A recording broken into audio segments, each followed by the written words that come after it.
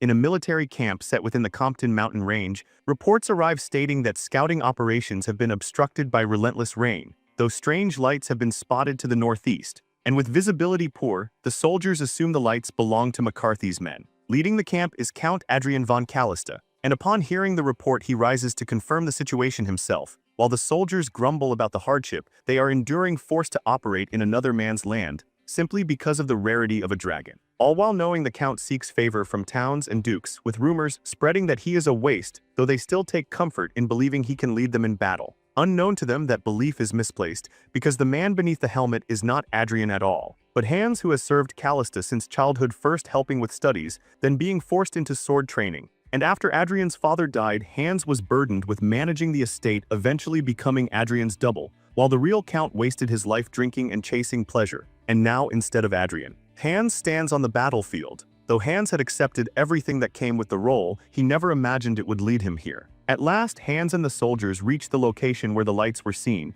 and with visibility still poor, one soldier suggests retreating, but Hans drifts into thoughts about the lives of commoners and whether an afterlife even exists. Just as they prepare to leave, a soldier is suddenly struck down, and in that instant they realize they have walked straight into an ambush. Chaos erupts, and amidst the confusion Hans is impaled from behind by a spear, collapsing to the ground, as the reality sinks that he is about to die as nothing more than a substitute for another man. As his consciousness fades, he wonders if there exists a second life where he could finally live as himself, not as someone else, and with that thought, Hans closes his eyes and slips into darkness. Then suddenly his eyes open again, and before him kneels a young maid, Meline, crying as she begs, addressing him as her lord, leaving Hans confused by her presence and her youthful appearance. He notices a whip in his hand, and as he looks around, he realizes he is inside a luxurious room, and when he turns toward the mirror, he sees the reflection of Count Callista staring back at him, causing him to drop the cane and grab his face in disbelief. He rushes toward Meline with concern, but she instinctively raises her hands,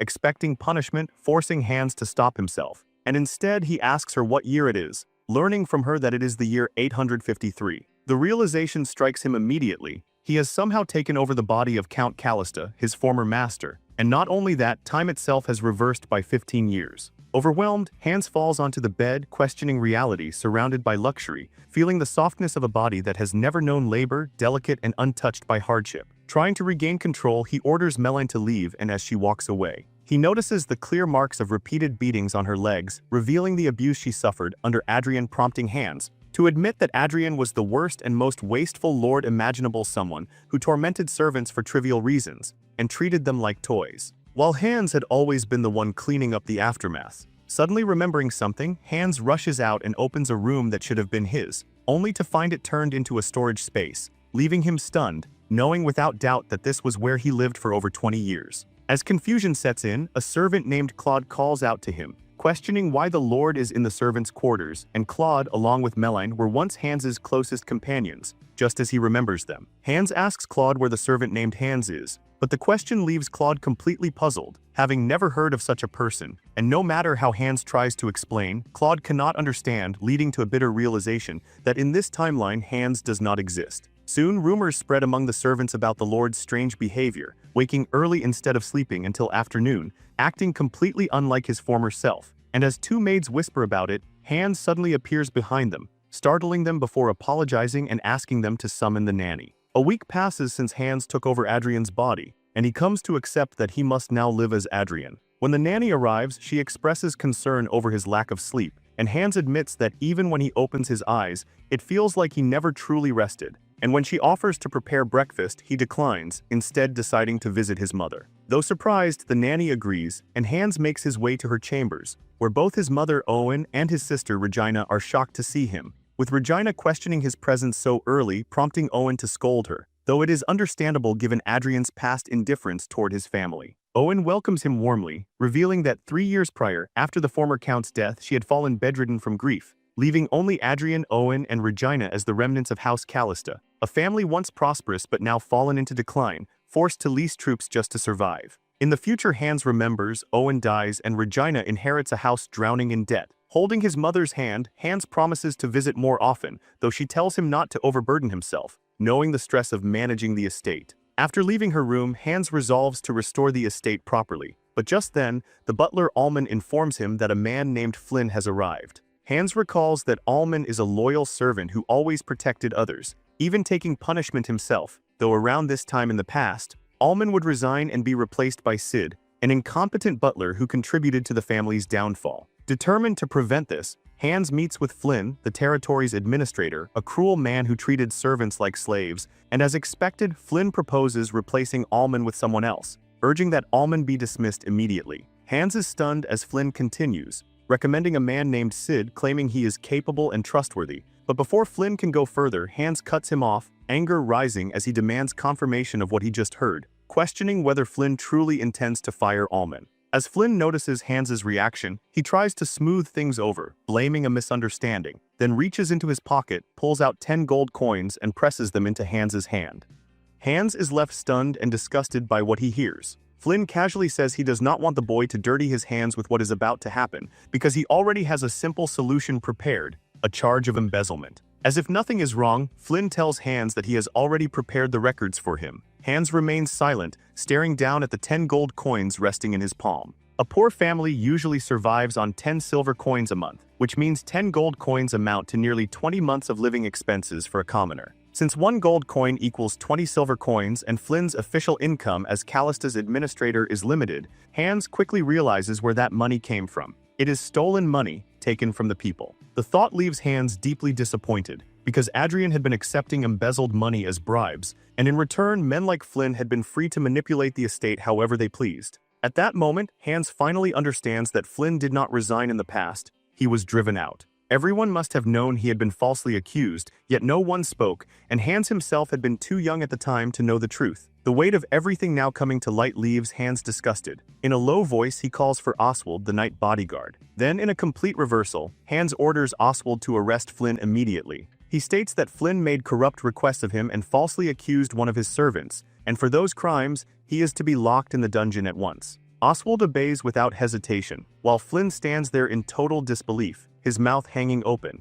He calls out to Hans and tries to reason with him, but Hans ignores him completely as Oswald drags him away. Hans drops the 10 gold coins onto the table and wonders why he was made to enter Adrian's body. He may not know the full reason, but one thing is clear, Adrian caused countless people pain. And Hans is not Adrian, so he has no intention of sitting back and letting history repeat itself. Out in the mansion hall, Oswald drags Flynn toward the dungeon, telling him to walk properly and calling him scum. He does not even care what Flynn's exact crime was. Even Flynn himself is still struggling to believe what is happening, unable to accept that he is really being taken to the dungeon. In a decaying house led by a wasteful lord, Oswald is the only knight who remained, and Flynn always saw Adrian as a fool, easy to manipulate. Now, as he is being arrested, Flynn starts wondering if Adrian is finally trying to show some pride. What he does not realize is that the one inside Adrian's body is no longer the same useless boy. Even so, Flynn remains confident that Hans will eventually suffer, because the world is never that simple.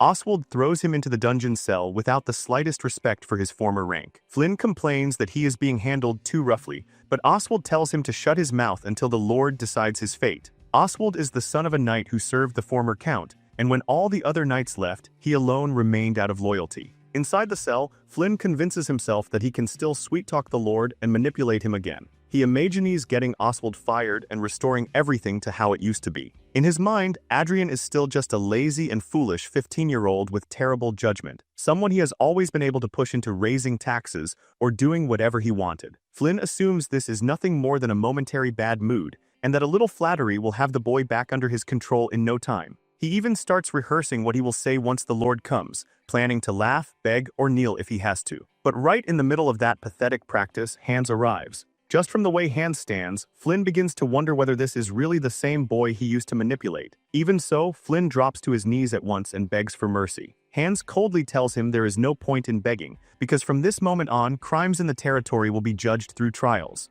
The moment Flynn hears the word trial, real fear overtakes him. Hans turns to leave, and Flynn immediately starts pleading again, trying the same manipulative tricks he always used, reminding Hans how loyal he had been. But Hans keeps walking as if he hears nothing. Flynn, once just a commoner who rose through the ranks and became Callista's administrator, now finds himself standing in a courtroom before a judge. He is formally charged with bribery, embezzlement, and breach of trust. For those offenses, he faces asset confiscation and possible imprisonment. The trial shocks the people of the territory and serves as a warning to every lazy or corrupt administrator under Callista's rule. Even the servants in the mansion are stunned, because it has been so long since there was last a real trial in the land. Hans then gathers all the servants together, and many of them are already trembling, convinced they are about to be punished. Almond tells Hans that everyone has assembled, and with pity in his voice, Hans asks them how he has performed as their lord so far. Because they are the people closest to him, he believes they would know the truth best. The question leaves the servants speechless, unable to understand what the Lord is trying to do. At that moment, their only hope is that they are not about to be beaten. When no answer comes, Hans speaks again, and what he does next shocks everyone in the room. He lowers his head and apologizes to the servants. Hans admits that he lashed out at them and caused them pain over foolish matters. The servants immediately begin whispering among themselves, trying to make sense of what they are seeing. Hans continues, saying that one apology cannot erase everything he did in the past, but he still wants to start making amends. He confesses that he has acted irresponsibly as the head of the house, but promises that from this moment on, he will turn Callista into a better place for them to live. And if he is going to do that, then the first step is to care properly for the people inside his own castle. Hans says he intends to fix everything that is wrong, though he admits the process may be chaotic at first, and asks the servants to trust him and follow him. By the time he is done, the servants are left in total disbelief. After the meeting, Claude and Meline talk privately about what just happened. Meline points out that the Lord beat her only days ago, yet now he seems like a completely different person, making her wonder whether anyone can really change that fast. Back in Hans's chamber, he thanks Almond for his work and tells him he may leave. But Almond stays behind, lowers his head, and thanks Hans instead. Hans is startled by that, and Almond explains that he knows the Lord stood up for him when Flynn tried to falsely accuse him. Hans quickly tells him to raise his head, reminding him that they have been together a long time, and that he only did what was right. Then Hans takes Almond's hand and tells him that if anyone ever tries to wrongfully accuse him again, he is to report it directly. Hearing that, Almond is forced to admit to himself that the Lord has truly changed. He has served Hans for over 10 years, and though the body and face before him have not changed, the person inside clearly has. Because of that new resolve, Almond pledges his allegiance and promises to follow him from now on. Later that day, Hans stands by the window of his room, reflecting on everything that has happened. He realizes that he has not merely been given a second chance, but also the title of Count Callista, which means he now governs the entire territory. On top of that, he holds knowledge from 15 years into the future. Thankfully, he already knows how to run things, because in his previous life, he was effectively doing exactly that. Now he plans to use that knowledge to his advantage. As a first step, he decides that he must protect the people dear to him, his remaining family and the servants. Beyond that, he wants everyone in the land to live the life they choose, free from the restrictions of status. But Hans also knows he cannot achieve any of that unless he improves the territory itself. So he begins searching his memories for something from the future that could help. Then, all at once, he remembers the rumors about the dragon's lair. His face lights up with excitement as he realizes he has found his jackpot. The dragon's lair is exactly what he needs to find. With that revelation, Hans immediately throws himself into action. He organizes his servants and begins the search for the dragon's lair. After days of fruitless searching, Oswald urges him to rest, pointing out how exhausted he looks. But Hans refuses to stop. He only takes the pouch of water Oswald offers, gulps it down, and apologizes for pushing everyone so hard. It has been days since Hans began accompanying his servants to inspect the territory, and he shows no sign of stopping. While to them it appears he is simply surveying the land, in truth he is secretly searching for the dragon's lair. Dragons are known as the mightiest of creatures and the most intelligent divine beings, each one nearly godlike, yet they vanished long ago, and whenever their lairs are discovered, they draw the attention of the entire world, because such places are rumored to hold immense treasures. Hans knows that a dragon's lair exists somewhere within the mountain range, and in the current era, the Emperor of the Rosenbaum Empire is nothing more than a young puppet, while the true power lies with two great families, the Townsend family and the McCarthy family, who maintain a fragile balance. The Compton Mountains sit between their borders, and it is here that the dragon's lair will be discovered, triggering a conflict between the two houses over ownership, with the Callista territory lying along the border, eventually forcing the family to send troops in support of Townsend. Now that Hans has returned to the past, he has 15 years to find the lair before that future unfolds. Leaving his servants behind, he pushes deeper into the forest, driven by the knowledge that dragons are said to hoard mountains of gold and jewels, wealth enough to purchase an entire kingdom, and if he secures the lair first, it could stabilize the entire territory. The exact location remains unknown, though its discovery will spread far and wide, said to have been found by a lost herbalist wandering through an oak forest, stumbling upon it purely by chance. And since the lair is supposedly easy to recognize, Hans believes he will know it when he sees it. Hours pass as he searches, but exhaustion quickly catches up, and he finds nothing, not even a clue, leaving him questioning whether the story of the herbalist was ever true. With the sun setting, he decides to head back, his fatigue reminding him just how weak Adrian's body is, and he resolves to train and strengthen it once he returns. Meanwhile, the servants call out for him, and Hans feels uneasy knowing he is pushing them too hard, briefly considering asking for help. Yet he abandons the thought, determined to keep the lair a secret, aware that revealing its existence could ignite a civil war. Lost in thought, his footing suddenly gives way and he slips off a cliff, crashing down and sustaining severe injuries, yet somehow surviving, left hanging midway as pain surges through his body, his ribs shattered, his vision fading as he struggles to think of a way back up. With great effort, he forces himself to move, and that is when he notices an opening in the cliff face. And from the formation alone, he immediately realizes that he has found the dragon's lair. The entrance sits absurdly in the middle of the cliff, suggesting it may have once been guarded, as dragons are known to have guardians that protect them, and the harsh terrain itself has kept the lair hidden all this time. Even after finding it, Hans is troubled by how he will return to the mountain top, knowing no one will be able to locate him here, and with death already on his mind, he steps into the lair's grand hall. At its center lies a glowing golden magic circle, and the moment he steps into it, his injuries vanish, his broken ribs restoring instantly. Hans is stunned, as the lair was supposed to be empty, and he wonders if the very space is enchanted with healing magic, realizing that this alone makes the place incredibly valuable. For a moment, his thoughts drift toward the possibilities, but he snaps himself back to focus, deciding to explore the lair thoroughly.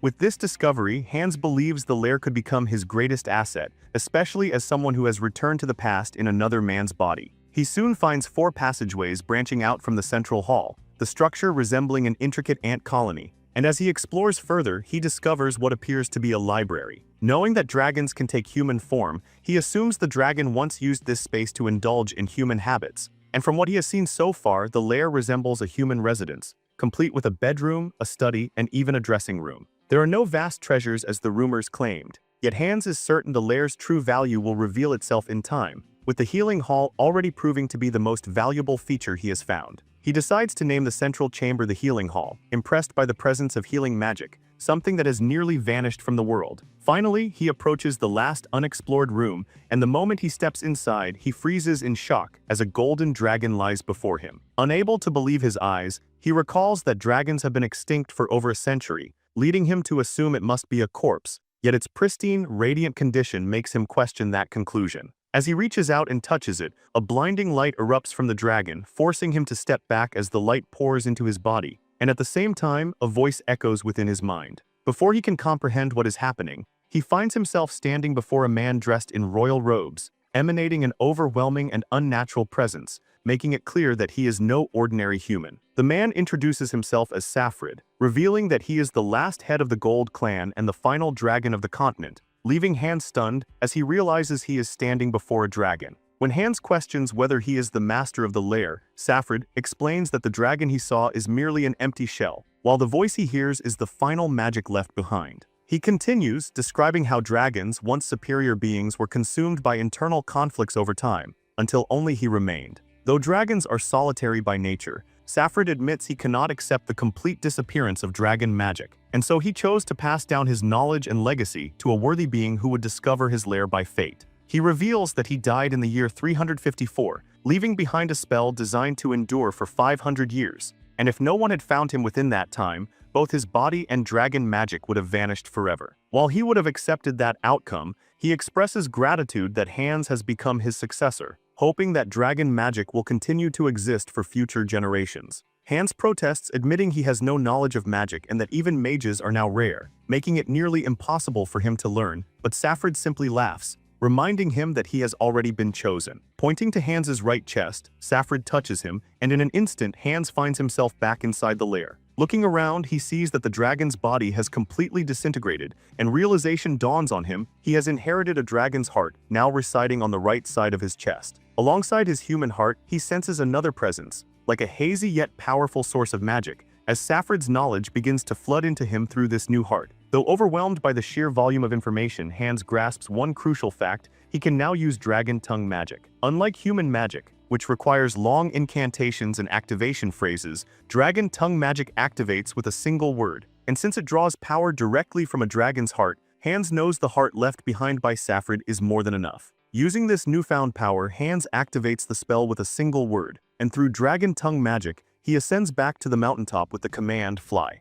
However, Hans exhausts all his mana just to reach the mountaintop, as the dragon heart within him is still unstable, limiting the amount of mana he can use, though he remains unconcerned, knowing the heart will gradually adapt to his body, and in time, he will wield magic that rivals divine power. Reuniting with his servants who had been searching anxiously since his disappearance, Hans is quickly surrounded as they rush to check on his condition, and not long after, the group prepares to return to the estate. Hans reflects on how he gained far more than he originally sought, setting out only to find a dragon's lair, yet returning as the successor of a dragon, and recalling the dragon's words about the spell lasting 500 years. He calculates the years, and realizes that if he had arrived just 1 year later, the dragon's legacy would have vanished forever. He remembers that in his previous life, the lair was not discovered until 15 years later, meaning the magic within it had already been lost. And in the current era, most mages struggle to surpass the first or second circle in their entire lives, while those who reach the 5th circle are hailed as archmages,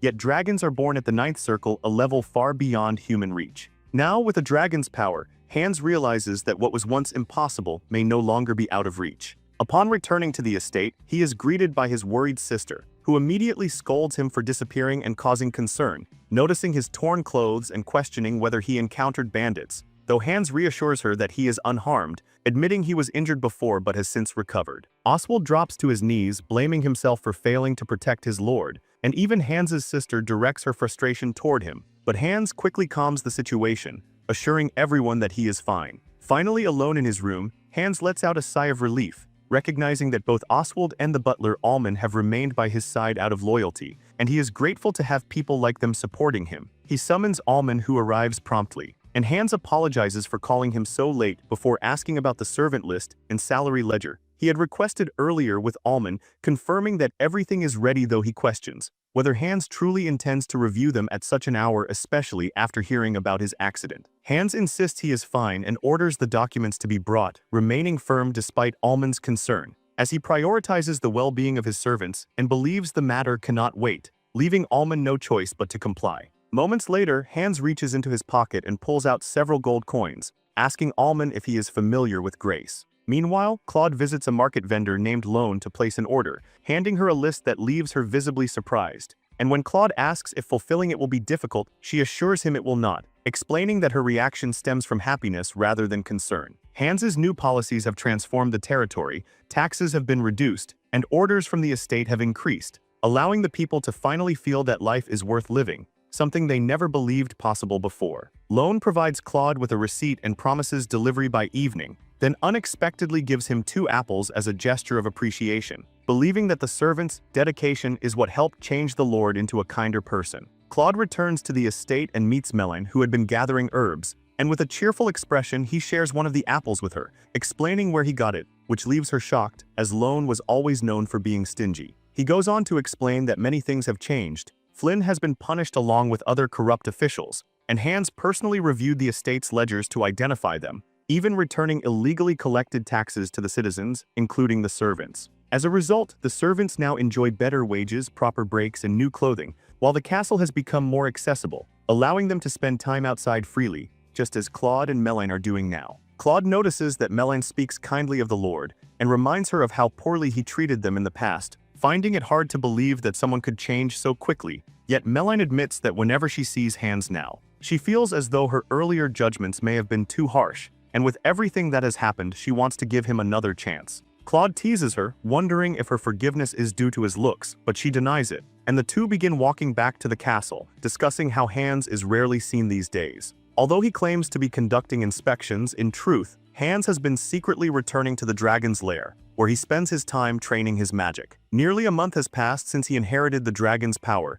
and through consistent practice, he has learned to cast spells such as fireballs and shields, steadily improving with each passing day. However, he finds it inconvenient to travel by horse to the lair every time he wishes to train, even though the lair itself, reinforced with magic, serves as the perfect training ground, immune to destruction no matter how intense his practice becomes. Hans begins to consider teleportation magic, known as the Warp Gate, which would allow him to instantly travel to a designated location, though it is a high-level spell belonging to the 7th circle, far beyond his current ability. At present, Hans can only manage 2nd or 3rd circle magic, which is already impressive considering even the Empire's Grand Mage has not surpassed the 5th circle. Yet to advance further, he knows he must first master a 3rd circle spell known as Blink, a short-range teleportation technique. He has attempted it repeatedly for days, failing each time, but when he tries once more, the spell finally succeeds, allowing him to shift slightly forward from his original position. As he begins to celebrate this small victory,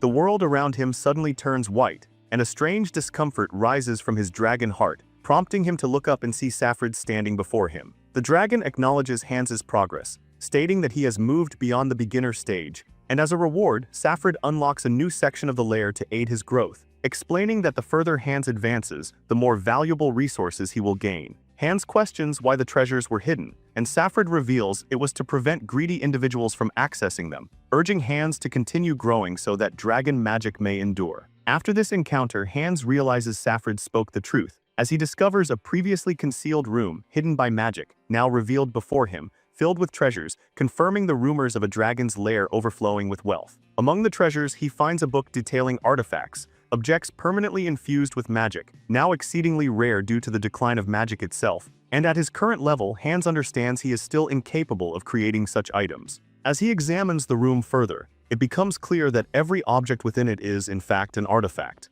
There are a total of 10 artifacts displayed within the room, each accompanied by a book explaining its properties in detail, and with the help of these records, Hans carefully selects the ones most useful to him at this moment. The first artifact he chooses is Spring Afternoon, an item said to have been crafted by a 7th circle archmage for his ailing wife, containing healing magic, and though its healing is not especially powerful, it enhances vitality, making it ideal for his sick mother. The second artifact he selects is Dance of Shadows, created by the red dragon Berestein, and despite its simple appearance, it proves incredibly effective, as Hans equips it and a faint red aura envelops his body. The artifact carries an advanced concealment spell, rendering the wearer nearly undetectable, and when Hans stands before a mirror, his reflection does not appear, while even his footsteps vanish into silence, leaving him feeling weightless as if his body itself has lost its presence. Excited by how useful these artifacts are, Hans proceeds to choose a third, known as Breath of Earth, shaped like a serpent and uniquely crafted by Saffred himself. This artifact grants him what he has been lacking, the ability to teleport, allowing him to use a warp function that is preset to the lair's location. And with this, Hans realizes he can move between the castle and the lair freely without drawing attention from his sister or Almond. With distance no longer a problem, he becomes confident that his training will progress much faster, and he admits to himself that he is enjoying every moment of it. After finishing his training for the day, Hans mounts his horse and begins his journey back to the castle, fully aware that this will likely be his final ride through the Compton Mountains, as the artifact now allows him to teleport at will. He feels relieved knowing the mountains are deserted, but before that thought can settle, he encounters a group of soldiers. Surprised to see troops in the area, Hans introduces himself as the lord of the territory and questions why they have entered his land without prior notice. The knight leading them responds with open rudeness, addressing Hans as nothing more than a child, remarking that the rumors about Callista's young lord appear to be true, before introducing himself as Count Pete Ross, commander of the 1st Imperial Knights. Hans does not take kindly to the remark, calmly reminding Pete that despite coming from the capital, they share equal rank and authority as counts, and therefore deserve proper formal respect regardless of age. Pete is taken aback by Hans's boldness, and Hans follows by asking the purpose of his presence in Callista territory. Pressed for time, Pete reveals that Count Rodriguez has initiated a rebellion, and they are pursuing him for execution, presenting a stamped imperial decree as proof, which also demands Hans's cooperation, requiring him to use Callista's resources to assist in the search. Hearing the name, Hans immediately recalls Lakia de Rodriguez, a prodigy who became a swordmaster at the age of 16, only to be dragged into his family's alleged treason and meet a tragic end. In truth, Lakia had once been close friends with the emperor during childhood, but everything changed when the prince ascended the throne, as the powerful McCarthy and Townsend families manipulated the young ruler, eliminating those who could support him, leading to Rodriguez being falsely accused. He was executed, and although his innocence was proven 5 years later, his entire family had already been wiped out, leaving behind only regret for the loss of a brilliant young talent. With this knowledge, Hans resolves that this time he must save Lakia. Noticing Hans's silence, Pete calls his attention and informs him that Lakia was last seen injured and fleeing into the mountains. Hans agrees to cooperate but suggests halting the search for the day due to the late hour, proposing that they resume at dawn. Pete arrogantly insists his men are capable of continuing, but Hans points out the reality of the Compton Mountains, explaining that the terrain is far too harsh for mounted searches, especially with heavy armor, and that the soldiers are already exhausted. He assures Pete that the only practical approach is to begin fresh the next morning, and with careful reasoning he manages to convince him. Hans recalls that in his previous life, a similar situation occurred when Callista troops assisted Townsend, and he knows firsthand how unforgiving the terrain is. Admitting that even finding the lair required both prior knowledge and sheer luck, making it nearly impossible to locate a wounded man in such conditions within a single day. Once Pete agrees to postpone, Hans immediately sets out to find Lakia himself, using magic to scan the surrounding area, and after an intense effort he successfully locates him. Riding to the location, he finds Lakia unconscious and severely wounded, his condition critical and with no proper healing abilities yet. Hans resorts to using the Spring Afternoon artifact, placing the ring on Lakia's finger so its vitality-enhancing effects can take hold. He then casts a feathering spell to lighten Lakia's body, making it easier to carry him onto his horse, having already decided that he will be the one to save him. With Lakia secured, Hans rides back toward the castle at full speed, but as he approaches, he notices that Pete and his knights have already arrived, with the Imperial flag now hanging at the entrance. Remaining calm, Hans acts quickly, activating the concealment artifact, causing both himself and Lakia to vanish from sight. The town is already flooded with wanted posters bearing Lakia's image, detailing his navy blue eyes and gray hair, leaving the citizens in shock over the sudden development. Inside the castle, Pete continues his arrogant behavior, mocking the condition of the estate and claiming it would be better suited as an inn, laughing along with his knights as the servants, including Claude, serve them. His rudeness extends to the staff as well, as he criticizes Claude over something as trivial as water, forcing Claude to bow and apologize. Regina enters the hall, urging Pete to refrain from unnecessary aggression, reminding him that the castle is accommodating him and his men without preparation, and asking him to overlook any shortcomings. Pete responds with disdain, questioning her identity, and upon learning who she is, he expresses disappointment that the estate is run by children, claiming that matters of importance should be handled by adults, even going so far as to call her a disgrace. This provokes Regina, who firmly reminds him that she stands as the representative of the land and deserves respect, surprising Pete once again as he concludes that arrogance runs in the Callista family. Frustrated, Regina can only wish for her brother's presence. Meanwhile, Hans has already slipped into his room unnoticed, thanks to the artifact's power, having even passed by Regina during her confrontation with Pete. He resolves to deal with the situation once Lakia is secured, but he knows the circumstances have grown far more complicated, with wanted posters everywhere and the castle now filled with knights, leaving Lakia with nowhere to hide. With Lakia's condition worsening, Hans becomes increasingly concerned that he may not survive without proper treatment. At that moment, Meline enters the room to clean, unaware that anyone is inside, and upon seeing Hans, she is startled and quickly apologizes, explaining that she did not know he was there.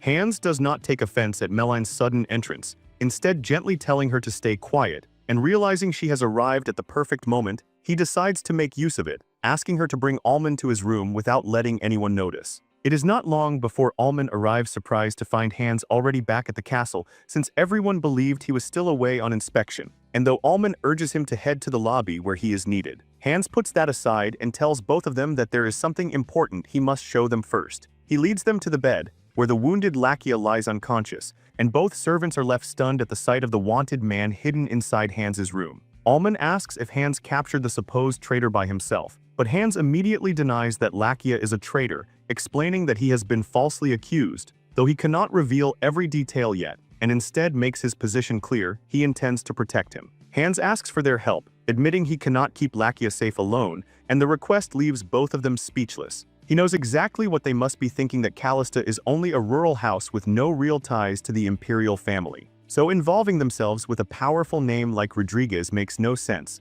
and on top of that, Almond and Meline are servants people expected to obey nobles, which means they could just as easily report everything to Pete, another noble with greater authority behind him. Even with all those risks, Hans turns to Meline and says he wants to assign her to his room so she can help care for Lakia, but Meline quickly reminds him that she knows nothing about treating wounds. Hans tells her that she does not need to handle anything complicated, only to clean Lakia's injuries and make sure he is fed, promising that he will reward her generously if she helps. He then turns to Alman and asks for a much harder favor. He wants him to find a corpse that resembles Lakia, a young man with a similar build and gray hair, while matching eye color would help, though it is not absolutely necessary. Even Alman is shaken by the request, and Hans understands why, knowing full well he is asking for something extremely difficult, but he makes it clear that he must save Lakia. He also knows the servants still have reason to doubt him, because no one would easily believe that a spoiled lord who once terrorized his staff could suddenly become a different person, and he worries that what he is asking now could even drive them to betray him. Still, Hans has no choice but to trust that they can believe he has truly changed, and he tells Alman that for now, they only need to trust him. At last, Alman breaks the silence, acknowledging that even among nobles there are ranks and that an imperial decree stands above nearly all else. Yet despite that, he says he serves only one person, Count Callista. Hans is genuinely stunned by the depth of Alman's loyalty to the family, and Alman then asks whether Hans is acting under outside pressure or coercion, wanting to know if this choice to protect Lakia truly came from Hans himself. Hans understands why Alman would ask, especially after Flynn once claimed that a boy of his age could easily be manipulated, and Alman makes it clear that before agreeing, he must confirm that no one else is pushing Hans into this decision. Seeing such unwavering loyalty only makes Hans resent even more the fact that Adrian once drove away someone so dependable. Hans finally answers, assuring Alman that this decision is entirely his own, and adding that saving Lakia will benefit both the land and the people who live on it. With that confirmation, Alman bows his head and promises to secure the corpse Hans requested,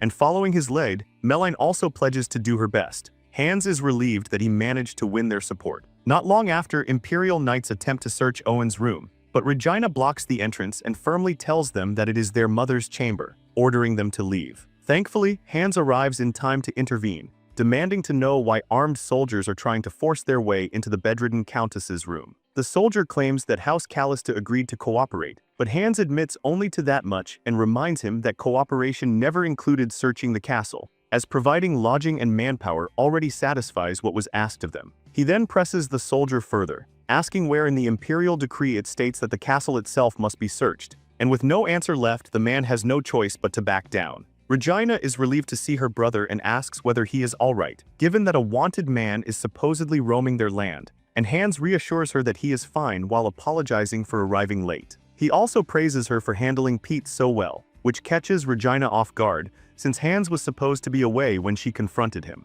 Realizing he has said too much, Hans quickly redirects the conversation before she can question him further, suggesting that they go inside and check on their mother. Inside the room, Owen warns both of them to be careful because of the fugitive moving through their territory, and she urges them to cooperate with the Imperial Knights so they do not bring trouble upon themselves, unaware that Hans has already stepped far beyond that line. Hans calmly tells her that he has already provided troops to assist in the search, and that with the fugitive badly wounded, it should not be long before he is found. He then lies, saying that while he was out inspecting the land, he met an elderly foreign woman, and after helping her, she gave him a ring imbued with special energy. Hans tells his mother that wearing it should gradually restore her health, which surprises Owen, since she never thought her son was the sort to believe in such things. Hans says that whether he believes it or not does not matter, because he still wants her to have the beautiful ring, and as he slips it onto her finger, the artifact immediately begins to work. A bright smile appears on Owen's face almost at once as she admits she already feels better, and even Regina is visibly shocked by the change. Owen studies the gem closely and recognizes it as a yellow sapphire, easily realizing that such a ring must be worth a fortune. Though Hans alone knows the terrifying truth that the artifact is worth more than an entire castle, and that chaos would erupt if anyone discovered its real value. A day later, Lakia is still recovering, and Hans and Meline have been taking turns guarding the room, with Meline watching over him during the day while Hans takes the night shift. Having lived as a servant in his previous life, Hans is already used to staying awake through the night, though now he feels far less fatigue thanks to the dragon heart within him. Even so, his concern is not for himself but for Lakia, because although he has cleaned away the blood and pus, the wound is still far too deep, and he has no idea whether simply leaving it alone will be enough. Then he hears 5 knocks on the door, the signal he and Meline arranged so they can identify each other safely without risking another servant discovering their secret. Meline enters carrying herbs, and Hans is surprised, but she explains that since Lakia's external wounds are severe, she brought medicinal herbs that help with disinfection and recovery. Hans is even more surprised by that and asks how she knows so much about herbs, and Meline reveals that her father was an herbalist, and that she used to watch him work. Hearing this, Hans remembers that Meline once mentioned to the other servants that she knew how to prepare herbal teas, though he had never realized her knowledge went far beyond that. Meline crushes the herbs, applies them carefully to Lakia's wounds and dresses them properly, and Hans is relieved to have someone like her by his side, someone who is practically a healer. Watching her work, he can only hope Lakia will recover. Days pass, yet Lakia still shows no sign of waking, and after 5 full days of effort, he remains unconscious. Later that same day, Meline returns to the room and is horrified to find no sign of Lakia anywhere, immediately rushing off to find Hans. While unknown to her, Lakia has already regained consciousness and is hiding behind a chair. From his hiding place, Lakia hears the troops outside making an important announcement. They have supposedly found his body in the mountain range. The news shocks him, but without his noticing, Hans is already in the room, having approached silently with the help of his concealment artifact. Hans finally reveals himself by calling Lakia's name and expressing surprise that he is awake, though in truth he already knew, because the dragon heart has sharpened his senses enough for him to notice the change in Lakia's breathing. Hans also understands why Lakia pretended to remain unconscious, because for a fugitive on the run, waking up in a stranger's room, being cared for by an unknown boy and girl, would naturally make anyone suspicious. Knowing all that, Hans is not surprised when Lakia keeps his distance and points a charcoal poker at him, demanding to know his name and whether he is connected to the troops outside. Hans tries to approach him calmly, but Lakia warns him not to come any closer. So Hans tells him to relax, reminding him that he is still seriously injured and suggests that they sit and talk so he can explain everything. Lakia finally agrees, though he keeps the weapon beside him, prepared in case Hans makes a wrong move.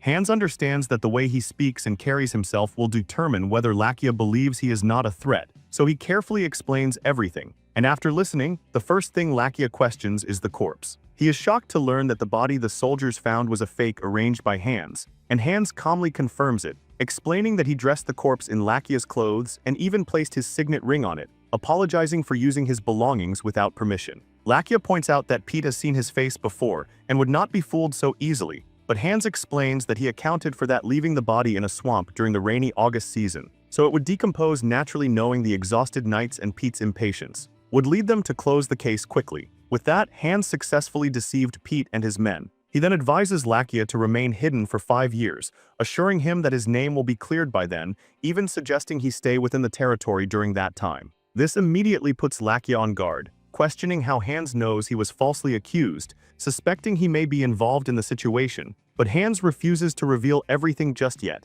even when Lakia presses him about what will happen in 5 years. All Hans can do is ask for his trust, but Lakia refuses, making it clear that while he appreciates the help, he cannot entrust his life to someone who withholds crucial information. Hans understands this hesitation, knowing Lakia has been betrayed and branded a traitor, leaving him unable to trust anyone, and realizing he must handle this more carefully, he takes another approach. He casts an illusion spell, altering Lakia's hair and eye color instantly. Lakia is left stunned, unable to believe what he just witnessed, as such a spell is advanced magic, and Hans performed it effortlessly without any incantation, something even Imperial Court mages struggle to achieve. Seeing Lakia speechless, Hans calls his attention back and admits there are many things he cannot explain yet, while also acknowledging Lakia's need to be cautious, but assures him that he has no intention of harming him or the Emperor. He asks Lakia once more to believe him, and after a long silence, Lakia finally agrees to trust him, at least for now. Hans is relieved, noticing that Lakia's hostility has softened, though he recalls hearing that Lakia was once gentle,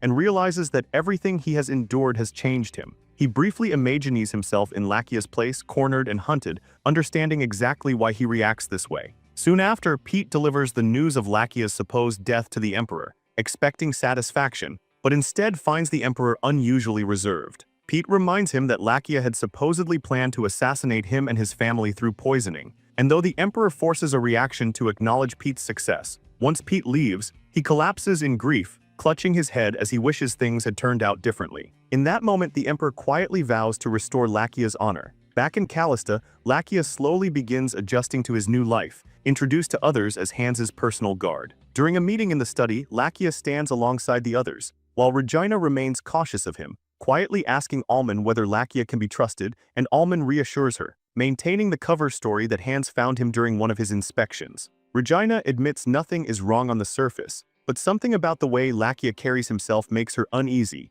as he feels more like a noble than a mere guard, and she cannot understand why someone like him would end up in a remote place like Callista. The two shift their focus, wondering why Hans called for the meeting, as neither of them knows the reason. Meanwhile, Lakia observes everything closely, impressed by how carefully Hans has concealed his identity, knowing that only Hans, Meline, and Alman are aware of the truth. He feels uneasy about the people in the castle, but the one he watches most closely is Hans himself, surprised by how competently he runs the estate despite taking responsibility at such a young age. The elaborate plan with the fake corpse, along with the way Hans manages both the estate and its people, leaves Lakia with the impression that Hans is more mature than he is. He also notices how smoothly the castle operates, with servants carrying out their duties happily, something rarely seen even in the capital, making it hard to believe that everything is being managed by a 15-year-old. The only question that lingers in Lakia's mind is who Hans truly is. 10 minutes into the meeting, Hans presents a bold proposal, revealing his plan to establish a bank. The announcement shocks everyone, and Lakia immediately reacts,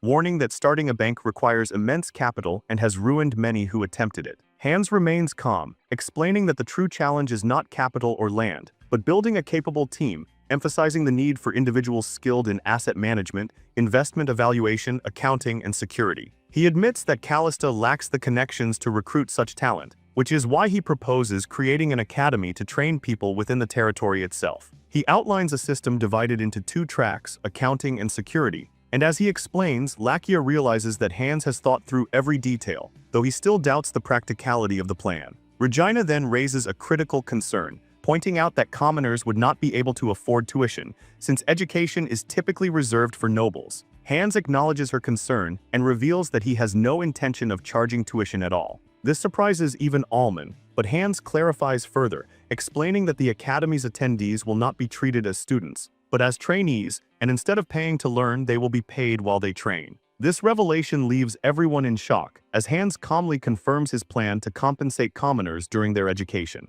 Shortly after, Alman gathers the servants and explains the new initiative, outlining the academy's role in supporting the future Callista Bank, and informs them that the first group of trainees will be selected from among the staff. He invites those interested to step forward, and Claude is the first to speak, asking whether they will truly be paid during training, and Alman confirms it, though he adds that their current wages will be reduced during the training period, assuring them it will not affect their standard of living. The servants begin whispering among themselves, many already eager to join, while even those less confident academically consider entering the security track. Claude is amazed by everything Hans has done, though he struggles to understand how commoners like them are supposed to learn subjects typically reserved for nobles. Meline reminds him that he is good with numbers and handles tasks well, encouraging him to give it a chance, though Claude remains doubtful of his abilities and questions whether it will truly make a difference. After thinking for a moment, Meline reveals something unexpected. She plans to leave the estate. Claude is shocked, and she explains that after helping Hans recently, he offered to sponsor her medical studies, something she initially felt was beyond her, but seeing the changes happening around her, she has decided to accept it. She recalls how Lakia thanked her for saving his life, and how that moment filled her with pride, making her realize she is capable of achieving far more. Even if it feels like too much, Meline still wants to try, and since she has chosen to take that chance, she urges Claude to do the same. Her words sink deep into him, and Claude begins to realize that she is right, finally deciding to enroll in the accounting class, though doubt still lingers in his heart, making him wonder whether he truly belongs there, whether he will only fail, and whether he should have simply stayed behind and enjoyed the salary that had only recently been raised for the servants. When Claude hands in his test paper to the instructor, Podier praises him for doing an excellent job, but Claude tries to brush it off, only for the instructor to tell him that what he did was genuinely impressive. Podier explains that while many people can handle basic arithmetic, bookkeeping is a completely different matter, and even the smartest nobles struggle with it, yet Claude managed it perfectly. He admits that he had his doubts when he was first appointed as an instructor, but Claude's performance has given him hope, and with complete confidence, he declares that Claude will grow into a great accountant. Claude is unsure at first, but then he remembers the sacrifices Hans is making so they can all become something better, and because of that, he decides he will give everything he has to improve. At the security training grounds, Hans is shocked to find the students being punished under Lakia's orders, while Lakia scolds them mercilessly and calls them useless. Apparently 30 minutes earlier, the students had arrived acting arrogant, speaking to Lakia however they pleased, until he taught them a harsh lesson by beating them down. And now that he has proven more than capable of being their instructor, they have no choice but to obey. Still, Lakia remains unimpressed, telling Hans that while the accounting division may have promise, the security division is full of thugs and lowlifes, and he believes trying to teach them will be a complete waste of time and effort. Realizing Lakia has no motivation to help, Hans pulls him aside to speak in private, reminding him of his qualifications and the fact that he once taught the emperor himself how to wield a sword. Lakia replies that he was only able to do that because the emperor actually wanted to learn, then asks if Hans is seriously comparing the king to commoners, but Hans tells him that is not the point. Hans explains that he is only making the comparison because Lakia is an exceptional teacher, and with Callista having no knight order of its own,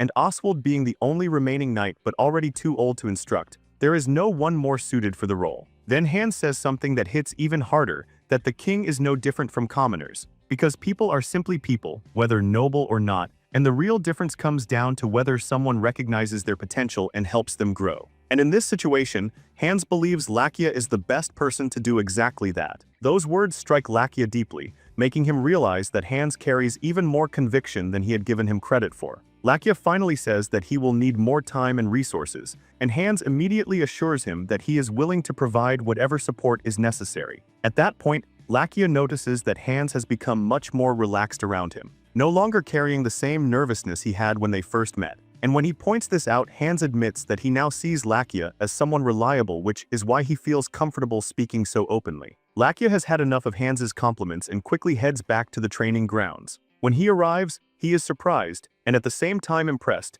to see that most of the students are still holding the exact same stance he left them in before walking away with Hans. He then remembers what Hans told him, that people remain just people until someone notices their potential, and a faint smile appears on his face as he finally decides to give everything he has to training these so-called lowlifes. He orders the students back onto their feet and tells them that what they need is not just muscle or bravado, but grit and persistence, adding that the fact they stayed even after punishment shows real promise, and urges them not to forget that lesson. With that, Lakia throws himself fully into training them. He had once assumed the next 5 years of hiding would be dull and suffocating, but now he is glad to have found something worth dedicating himself to. And so, in the year 853, the Callista Academy was established to support the founding of the Callista Bank, divided into 2 branches, accounting and security, with its students drawn entirely from the region's commoners. Then, in what feels like the blink of an eye, 3 years pass. 3 years later, Hans's mother has grown far healthier, all thanks to the artifact, and for the first time in a long while she steps outside her room. Regina worries over her immediately, but Owen gently assures her daughter that she is fine, explaining that she simply missed the scent of nature and wanted to come out and breathe it in again. Filled with happiness, Owen asks Regina to walk with her. Over those 3 years, not only had Owen regained her strength, but many other changes had taken place across the region as well. Elsewhere, tax collectors arrive at a woman's home demanding an outrageous sum in taxes, leaving her helpless and confused, knowing she has no way to pay such an amount. Their exchange continues until her son steps outside, and surprisingly that son is Claude, now dressed formally rather than like a servant, after spending the last 3 years studying accounting and taxes. Claude boldly corrects the corrupt officials by reminding them of the revised tax rates, and though they try to argue, they quickly realize he knows exactly what he is talking about. All low-income citizens are entitled to a special reduced tax rate, and because his mother falls under that category, Claude uses the law to force the officials to back down.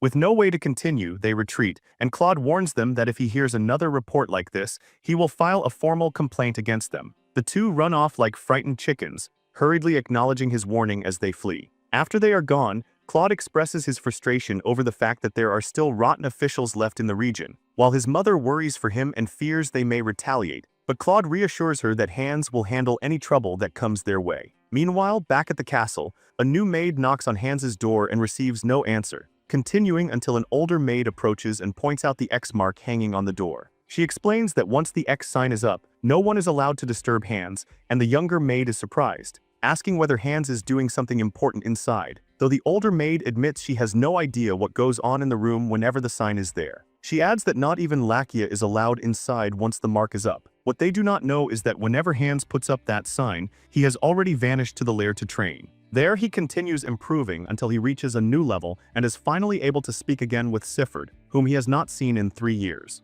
The dragon is impressed by Hans's growth, revealing that he has now reached the 6th circle, which is extraordinary considering even the Imperial Court Mage only made it to the 5th. Sifford also notes that Hans has successfully synchronized with the dragon heart inside him, meaning he is now capable of wielding large-scale magic, and the dragon pats him on the head in approval for growing so much in only 3 years. He then asks Hans whether he has begun training any disciples, which confuses him at first, until Siffert explains that great mages traditionally leave disciples behind, and because his legacy is meant to preserve magic in the world, he would like Hans to do the same. Though he makes it clear that Hans is under no obligation since the power has already been passed down, and he is free to decide what to do with it. Over the last 3 years, Hans has unlocked even more hidden sections of the lair, many of them filled with treasures. But although he could easily sell them and become rich, he has no interest in doing that, because he does not see wealth as Saffred's true legacy. Instead, Hans tells Siffert about his plan to build a bank, which the dragon initially mistakes for some kind of loan shark business,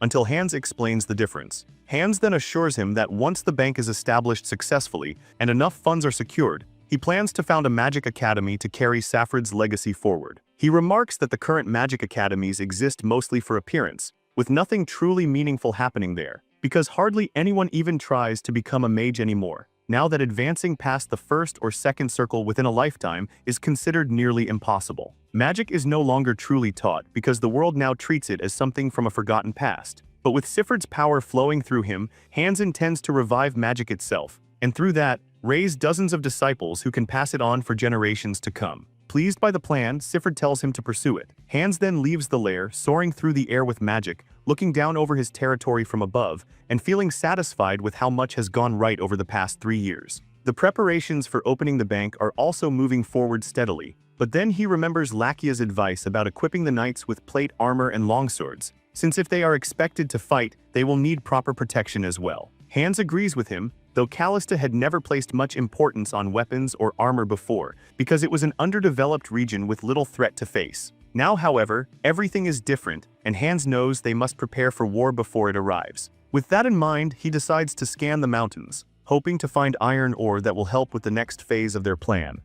While scanning the area, Hans suddenly notices a golden aura glowing in the distance, something unlike anything he has ever seen before, and it immediately captures his attention. He moves toward it to investigate and finds a wounded cat-like creature lying helpless on the ground, so he uses his magic to heal it, then picks it up, admires it for a moment, and decides to take it home. That choice turns out to be far more significant than he expected, because the cat-like creature later transforms into a person inside Hans's room. After bringing the cat back the previous night, Hans notices that it is growing weaker, so he decides to take it to the lair and place it inside the healing circle, something he never dared do during Lakia's time, because he wanted to keep the lair's existence a secret, though with this creature. He figures he can simply heal it and send it on its way. He sets the feline in the magic circle, and the creature's injuries are healed, but although Hans expects it to wake within 10 minutes, it remains unconscious for the next 3 hours. With no other option, he takes the feline back home, planning to release it once it wakes, knowing he needs to deal with it early in the morning because he and Lakia, who now serves as his guard knight, always have breakfast together.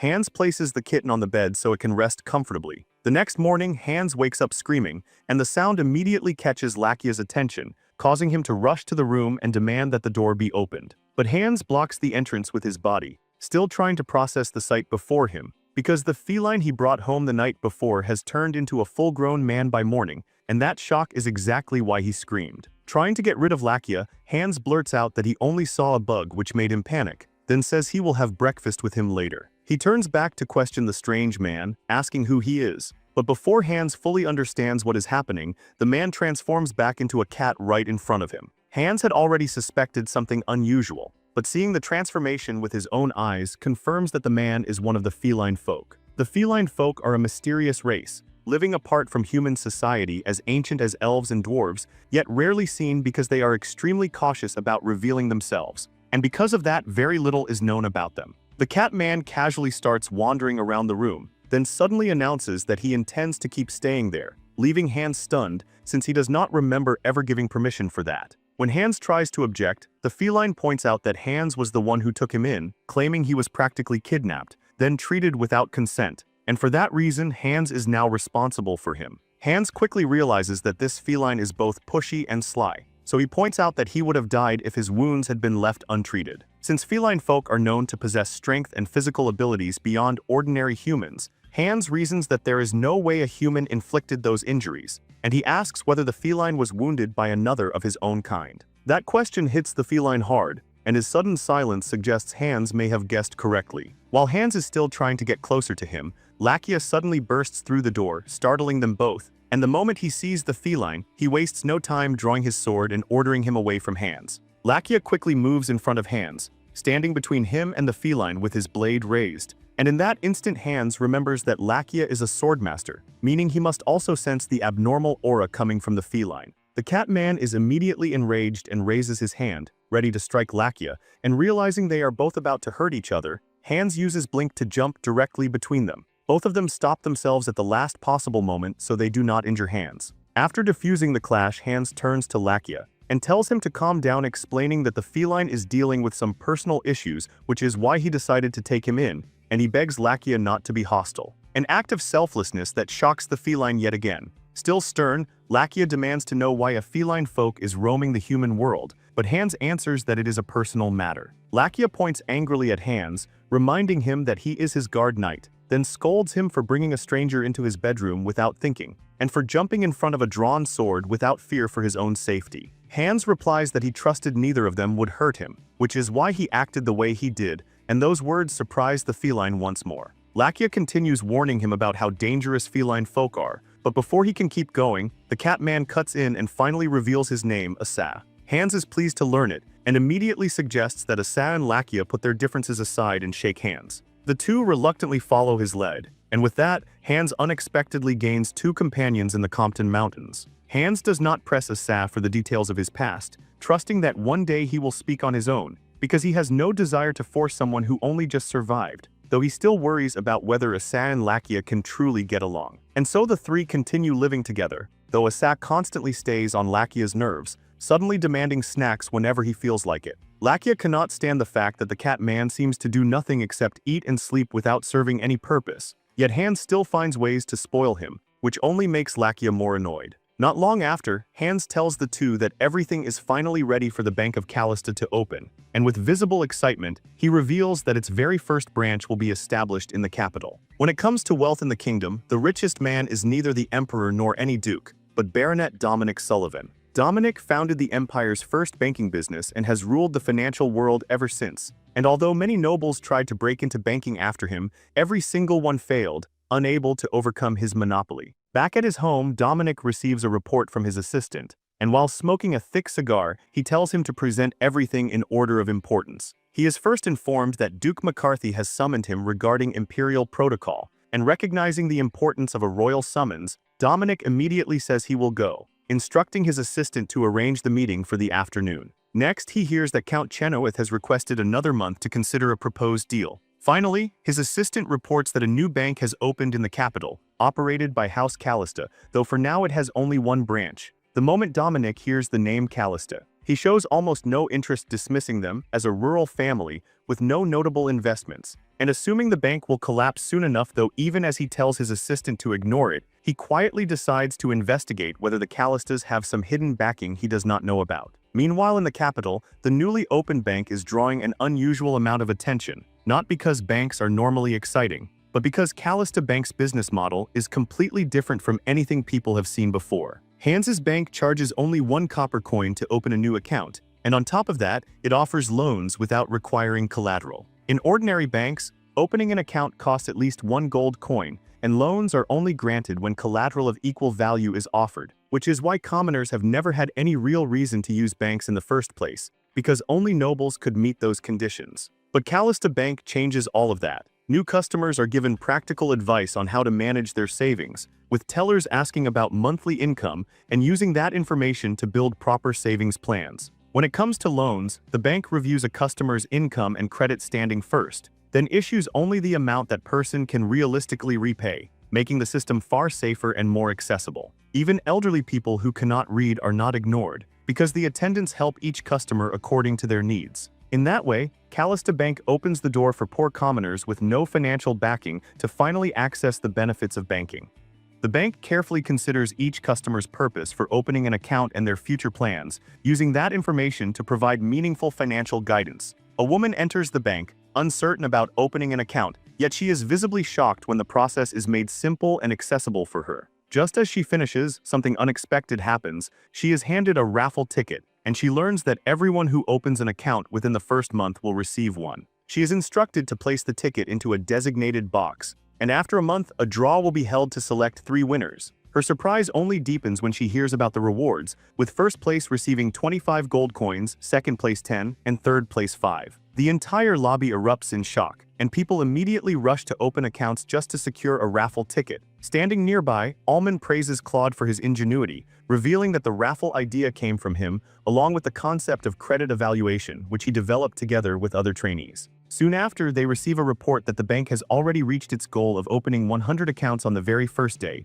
with 4 hours still remaining. Claude is stunned, and on top of that, they have already received 30 loan applications. Almond is certain that Hans will be pleased with the results and even wishes he could witness everything firsthand. The locally trained staff and guards from Callista are performing well, and Almond confidently declares that they have successfully built a bank that anyone can use, exactly as Hans envisioned. Not long after, the news reaches Hans back in Callista, and he is delighted to hear that Almond and Claude are managing things smoothly in the capital. While sharing drinks with his mother and sister, he tells them that the bank has already met its targets and is running successfully. Impressed, Hans decides to reward all the workers with generous bonuses. Regina is happy to hear the news, though she still finds it hard to believe that her brother has become someone capable of running a bank. Hans then asks her whether she would like to try running a business of her own, remembering that she once studied management, and encouraging her to think about where she could apply those skills, promising to support her in whatever she chooses. Regina hesitates, admitting that nothing comes to mind and that she does not see herself as talented like Hans, nor capable of building something in Callista. Hans suggests that they travel to the capital, sharing the idea with Lakia and Asa as well. Lakia is surprised but agrees, having served as Hans's guard knight for the past 3 years. Though with only 2 years remaining before his name is cleared, Hans cannot help but worry about bringing him into the capital, even as he hopes everything will go smoothly. Before Hans can even ask Asa for his opinion, Asa leaps onto him in excitement, clearly eager to go. Lakia scolds him immediately, warning that Hans's body is still fragile and could be injured, but Asa ignores both of them entirely, too excited to listen. As they prepare for the journey, Hans can only hope that nothing goes wrong. When the day of departure arrives, Regina is surprised to learn that Hans will be traveling separately, and he explains that he cannot leave Asa and Lakia alone together since they still struggle to get along. He assures her that he will follow closely behind, knowing the journey to the capital will take at least a month, and that leaving the two together for that long would only lead to trouble. This reminds Regina that Hans supposedly found both of them during his inspections, making her question how he keeps picking up such unusual companions, and even raising doubts about the story of the healing ring he claimed to have received from an old woman. A brief silence falls as Hans struggles to respond, then he quickly excuses himself, telling her to call for him if anything happens. Regina later complains to their mother that Hans seems to be hiding many things, but Owen gently tells her not to overthink it, advising her to wait until he is ready to speak on his own. And so, the family sets off for the capital. A month later, they finally arrive, and Asa is the most excited of all, bouncing around inside the carriage. Lakia urges him to stay still as the carriage shakes, but Asa cannot contain himself. Hans understands Lakia's discomfort, because while everything may feel new and exciting for him and Asa, for Lakia, this is a return to a place filled with painful memories of betrayal. Asa continues acting recklessly, even opening the carriage door mid-ride, which earns him a knock on the head from Lakia, sparking yet another argument between the two, leaving Hans wondering if they will ever get along. It only reinforces his belief that he cannot leave them alone together, as trouble is inevitable. Soon, they arrive at the Callista townhouse, where Almond welcomes them. The townhouse, a residence nobles maintain in major cities, is the first of its kind for House Callista, modest in appearance but sufficient for their needs. Meline has also returned from medical training and now serves as Owen's personal physician. After settling in, Hans realizes he will likely spend more time in the capital than in Callista, though he has already prepared contingencies for that. Without wasting time, he prepares to visit the bank immediately, surprising Almond, who suggests he rest after such a long journey, but Hans refuses, saying that while Regina and Owen can rest, the bank is his responsibility and he must see it himself. Asa insists on coming along the moment he hears Hans is leaving with Lakia, and despite Hans's attempts to stop him, Asa refuses to be left behind. When they arrive at the bank, Hans is shocked by the massive crowd gathered inside. Almond explains that the excitement is due to the ongoing lottery draw, and when the third-place winner is announced, the crowd erupts in excitement, especially when it becomes clear that the bank is truly honoring its promises. Even the guards struggle to control the overwhelming crowd, unused to such numbers. Almond apologizes for the chaos, but Hans simply tells him to ensure safety above all else, while quietly feeling impressed by how smoothly everything is progressing. With the crowd growing too large, Lakia suggests they leave and Hans agrees, satisfied with what he has seen. He then proposes that they go shopping.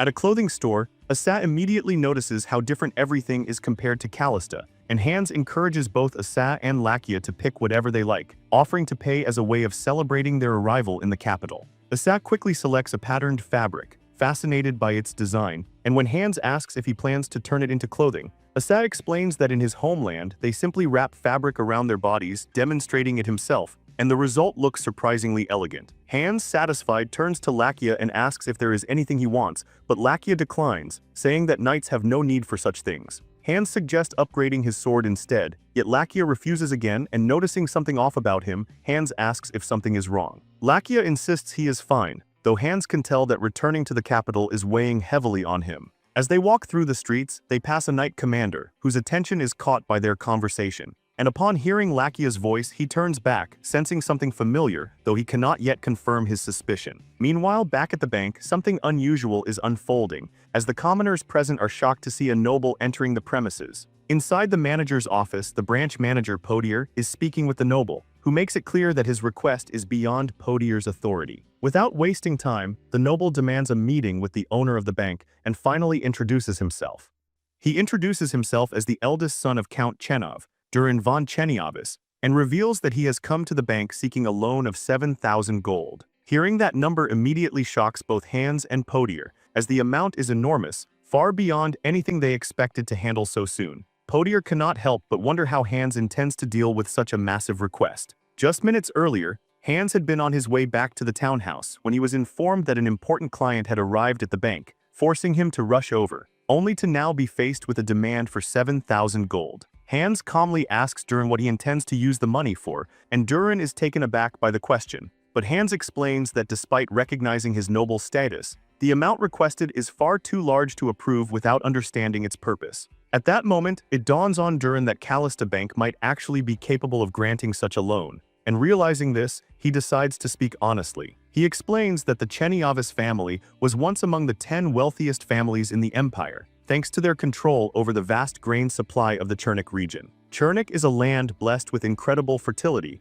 where even scattered seeds yield abundant harvests, supplying most of the empire's grain and sustaining the family's wealth for generations. But everything changed under the current count, whose gambling addiction quickly drained the family's liquid assets. In a desperate attempt to recover his losses, he continued to gamble, raising the stakes by using family treasures as collateral, until eventually he risked the entire estate. Now, the accumulated debt has reached a staggering total of 7,000 gold. At present, the only institution capable of offering such a loan is Sullivan Bank, but they demand Chernik itself as collateral, something the family cannot accept, as losing Chernik would mean losing everything. Hans listens carefully and realizes that if the estate is managed properly, Chernik could repay the debt within a few years. After hearing the full story, Hans asks Durin to wait while he discusses the matter with his staff, then steps outside with Podier. Inside the office, Durin quietly assumes there is no chance the loan will be approved. Outside, Podier explains that if Chernik is offered as collateral, it is essentially lost, because Sullivan Bank will ensure the family fails to repay, allowing them to seize the land. This is why the Cheniavis family has been stalling negotiations, hoping for a miracle, even as their situation becomes widely known throughout the capital. Still, Podier firmly believes that issuing a loan without collateral is far too risky. Hans begins thinking deeply, knowing he has the means to provide the loan thanks to the treasures in the lair, yet he refuses to act recklessly out of emotion or pride. He tries to recall any information about the Cheniavis family from his past life, though it is difficult, as Callista was too remote to receive detailed news from the capital. Even so, he continues searching his memory, hoping to find something useful until suddenly something clicks and his eyes widen in realization. Without explaining anything to Podier, Hans rushes back into the room to face Durin. With knowledge from his past life guiding him, Hans understands that approving the loan is the right decision. He declares that Callista Bank will provide the full amount, leaving both Durin and Podier completely stunned. Podier immediately tries to object, but Hans reassures him that everything will be fine, then asks him to step outside so he can personally handle the contract. Though still doubtful, Podier has no choice but to comply. Durin remains seated in disbelief, unable to process what is happening, as his family had been mocked and preyed upon ever since falling into debt, with many waiting for the chance to seize Chernik. And yet now, Callista Bank is offering him a lifeline without requiring collateral. Filled with gratitude, Durin thanks Hans, but Hans makes it clear that this is neither charity nor a gift, but a proper business agreement. Durin reminds him that his family no longer has assets to offer as collateral, but Hans simply places a document on the table and tells him that all he requires are 2 written promises. With that, Hans finalizes the loan, securing the future of the Cherniavis family. When Dominic Sullivan hears of this development, he is furious, unable to believe that an 18-year-old boy could run a bank capable of issuing such a massive loan. From everything he knows, Callista is an underdeveloped territory with no significant resources, which makes it impossible to understand how they could gather such wealth. He questions his assistant, asking if they have overlooked anything about the Callistas, but the answer remains the same: there is nothing of notable value tied to them. This only frustrates Dominic further, as he cannot comprehend how Callista managed to produce 7,000 gold. He orders a deeper investigation into the Callista family, unwilling to accept that his long-term plans are about to collapse. In truth, Dominic himself orchestrated the Count's gambling addiction, manipulating events so he could eventually seize Chernik for himself. Not long after, Hans begins receiving letters, despite not having spent much time in the capital. His sudden rise in popularity, driven by the massive loan granted to Durin, has made him the center of attention. Among these letters is an invitation to a banquet hosted by Count Al von Heisert, someone they have never interacted with before. Lakia remarks that this is only natural, as Hans has become the most talked-about figure in the capital. Although Callista Bank was initially seen as a bank for commoners, its ability to issue such a large loan has sparked widespread curiosity, turning the Callista family into the subject of endless rumors and speculation.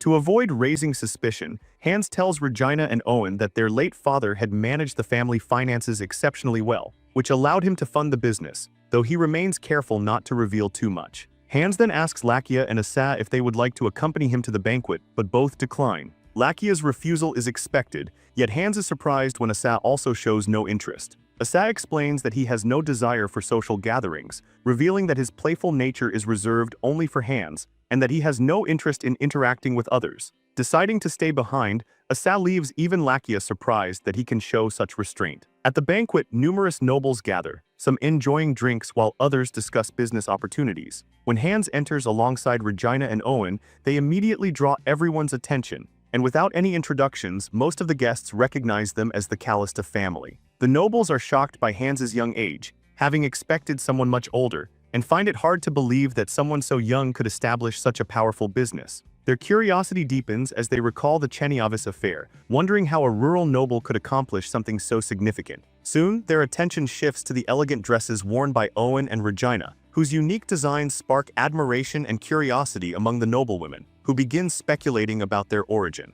One of the women approaches Regina, initiating a conversation, and before long, Regina begins to immerse herself in the social environment she had always been denied. Hans quietly admits to himself that this was his intention all along, as he wanted to introduce Regina to society and give her the life she never had. In his previous life, Regina had carried the burden of the family while her brother remained useless, leaving her no time for friendships or personal enjoyment. But this time, Hans is determined to change that. The dresses, in fact, came from the dragon's lair, which explains their exceptional quality. As Hans stands deep in thought, 2 nobles suddenly approach from behind, startling him, though they quickly apologize and introduce themselves as Count Milligan and Viscount Roxon. They express admiration for Hans's work, particularly his innovative approach of allowing accounts to be opened with just 1 copper coin. Hans humbly thanks them for their praise, and when they ask about the 7,000 gold loan to the Cherniavis family, he confirms it, though he refuses to disclose the details of the contract. Roxon attempts to probe further, hoping to understand Hans's financial standing, but Hans assures him that there is no risk of the bank going bankrupt. The 2 nobles then begin discussing their own business struggles, mentioning the difficulty of securing funds during the ongoing recession. As expected, Hans offers them a solution, inviting them to visit his bank for loans.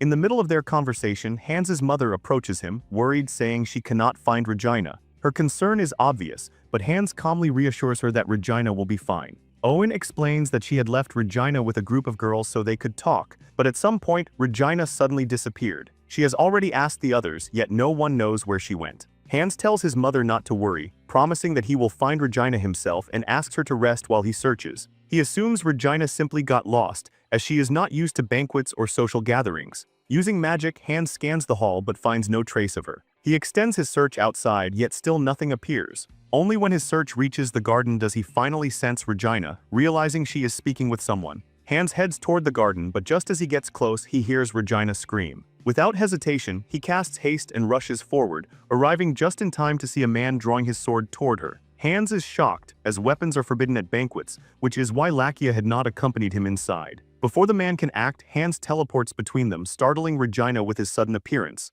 Using a rejection spell, Hans instantly disarms the man. At that moment, a mage appears out of nowhere and, after a brief chant, erects a shield between Hans and the stranger. Even Hans is surprised by the sudden appearance of such a powerful mage, and he immediately wonders who he is dealing with. Realizing the danger, especially with his family involved, Hans decides not to hold back and launches a wind arrow at the mage. The attack pierces through the shield and flies past both the mage and the swordsman, striking the wall behind them. The mage is stunned that his barrier was broken so easily, and in concern he speaks out, asking if his majesty is unharmed. Those words make everything clear to both Hans and Regina. 30 minutes earlier, Regina had been enjoying herself with the other girls inside the hall, chatting about how different life in Callista is compared to the capital. While talking, she happened to glance outside and noticed a beautiful flower blooming in the garden. Curious, she excused herself and went out to take a closer look, leaving the girls disappointed since they had not yet asked her about her elegant dress. In the garden, Regina admired the delicate pink flower, wondering what it was.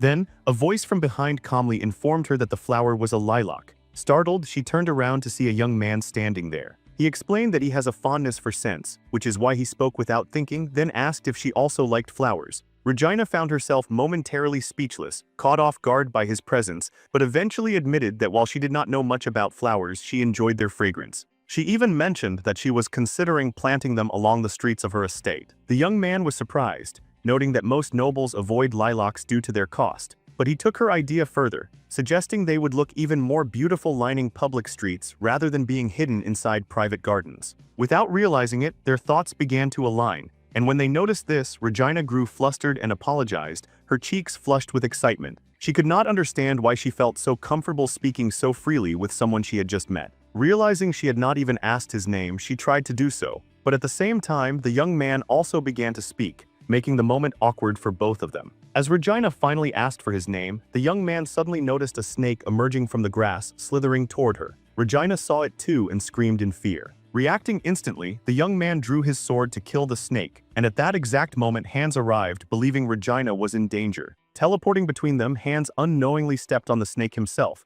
completely misunderstanding the situation. Now back in the present, Hans and Regina bow their heads in apology, realizing they had been mistaken. The young man does not take offense, understanding that it was simply a misunderstanding. It is then revealed that the young man is none other than the Emperor of Rosenbaum, Late's Crow Carter III, and the reason he carried a weapon is because only members of the royal family are permitted to do so at banquets. The mage who protected him is introduced as the Imperial Archmage, Rumbly Ivan, wielder of the continent's highest-level magic. Hearing the commotion, nearby soldiers begin rushing toward the scene, but the Emperor has no desire for attention or escalation. Understanding this, Hans acts quickly and casts a mirage wall, concealing the entire area from view. When the soldiers arrive, they see nothing unusual and move on, believing the disturbance came from elsewhere. Once they are gone, Hans explains that he created the barrier to prevent further complications for the Emperor. Though he speaks calmly, Regina is completely shaken behind him, as she had no idea her brother was capable of using magic. As if that were not enough, Ivan suddenly grabs Hans, astonished by what he has just witnessed.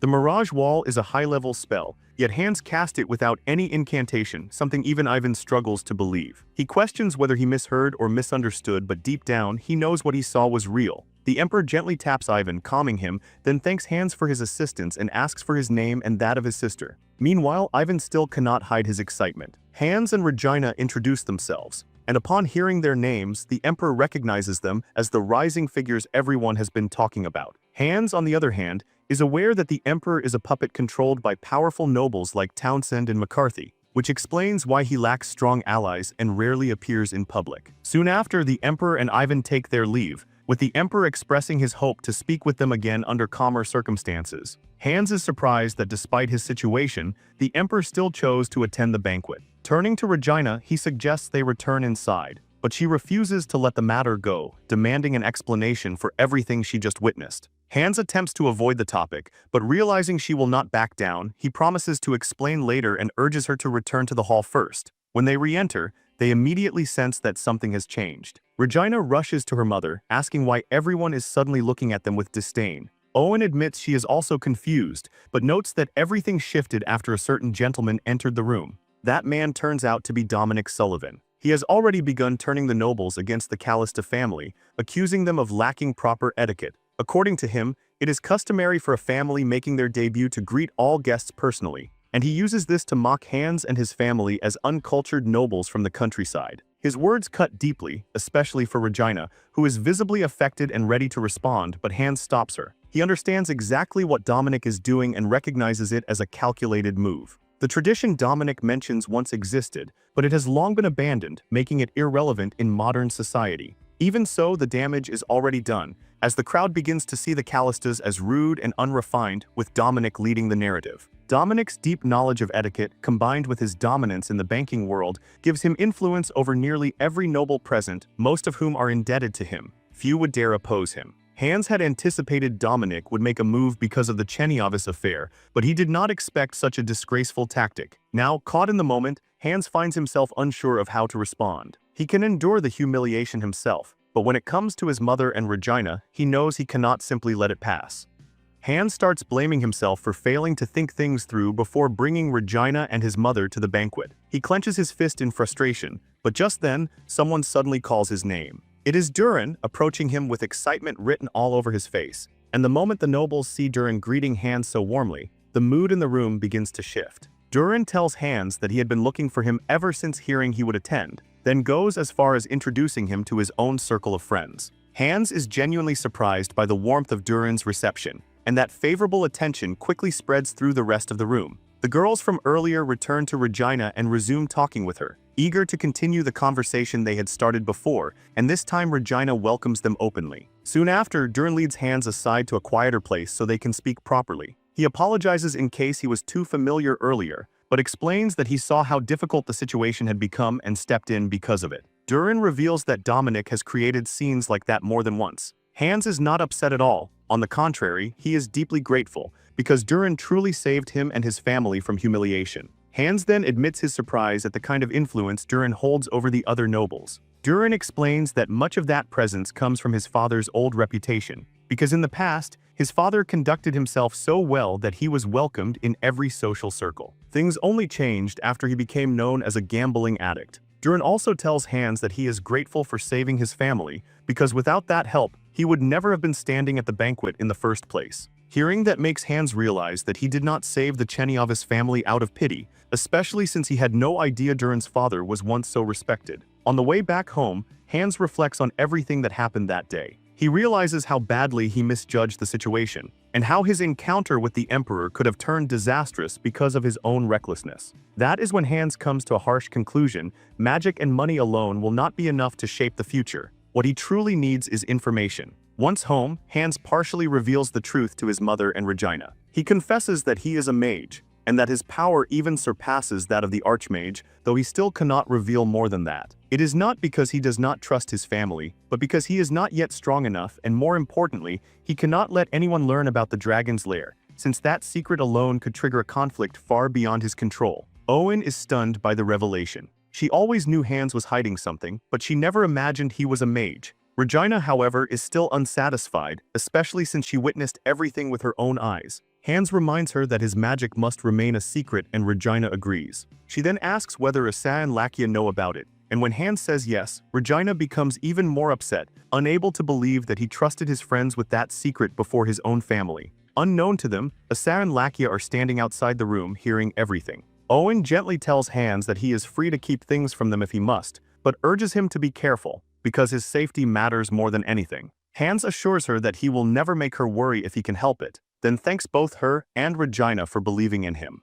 After speaking with his family, Hans makes his resolve clear to himself. His goal in this world is not to become the strongest, nor to seek revenge, but to change the world for the better. Thinking about his next move, Hans heads toward the barn, steps inside, closes the door behind him, and teleports to the lair to train as usual. Asura and Lakia see him enter the barn, but neither can understand what he is really doing there. Lakia does not want to pry, because he knows Hans is still not ready to share all of his secrets. Asura and Lakia soon end up arguing with each other again, while elsewhere, Regina keeps thinking back to the events of the day, blushing as she struggles to get Crow out of her mind. Elsewhere, two men, Jeepon and Anil, are seen inside an information guild. Jeepon is lazily playing with cards because there is nothing to do, while Anil yells at him to find something useful to occupy himself with. But Jeepon reminds her that they run an information guild, so people are supposed to come to them for information, not the other way around. The problem is that their guild has been abandoned by the nobles ever since a certain rumor spread some time ago. Jeepon believes it may be time to shut the guild down and give up for good. Just then, there is a knock at the door. Jeepon runs over and opens it to find Hans and Lakia standing there awkwardly. Since Hans claims he has lost his bird, Jeepon asks what color it is, and Hans simply replies that it is blue. With that answer, Jeepon leads Hans and Lakia inside the building. As they climb the stairs, Hans reflects that the one thing he lacks now is information. He had not treated that as important before, but after what happened at the banquet, he now understands that he needs the right intelligence if he wants to move forward. His memories from his past life are limited mostly to Callista and a few major events that eventually reached that remote territory, but beyond that, he knows almost nothing. That is exactly why he has come to the information guild Lakia recommended. Upstairs, they meet the guild master Annabelle. Hans is just about to introduce himself when she cuts him off, because she already knows exactly who he is. She begins listing details about him and everything he has done recently, leaving Hans visibly shocked, though considering she runs an information guild, it is only natural that she would know. Even so, she has no idea who Lakia really is. Then she spots the cat behind Hans. It turns out Asa came along as well, only in his cat form, after insisting on following them while promising to behave. Annabelle promptly picks him up and starts petting him, rubbing his fur while Asa silently endures it, having no choice but to tolerate it because of the promise he made. Hans knows a little about Annabelle already. She is the guild master, a highly capable leader who built the guild at a young age. He is also relieved that she has not focused her attention too closely on Lakia or Asa, which is why she still lacks any real information on them. Annabelle's guild was once one of the best, but they got involved with the wrong target and suffered badly for it. The guild nearly collapsed, and the rest of the nobility stopped using them out of fear of the man behind it all. That man is Lord Angus, who has been doing everything he can to isolate Annabelle's guild. Annabelle is impressed that Hans knows this much about her and the guild already, and she admits she may have underestimated him. Finally deciding to take things seriously, she ties back her hair and sits down at the table to speak with him properly. She asks what kind of information he wants. Hans admits that he knows almost nothing about the capital or the forces moving within it, because he has lived in Callista his entire life. For that reason,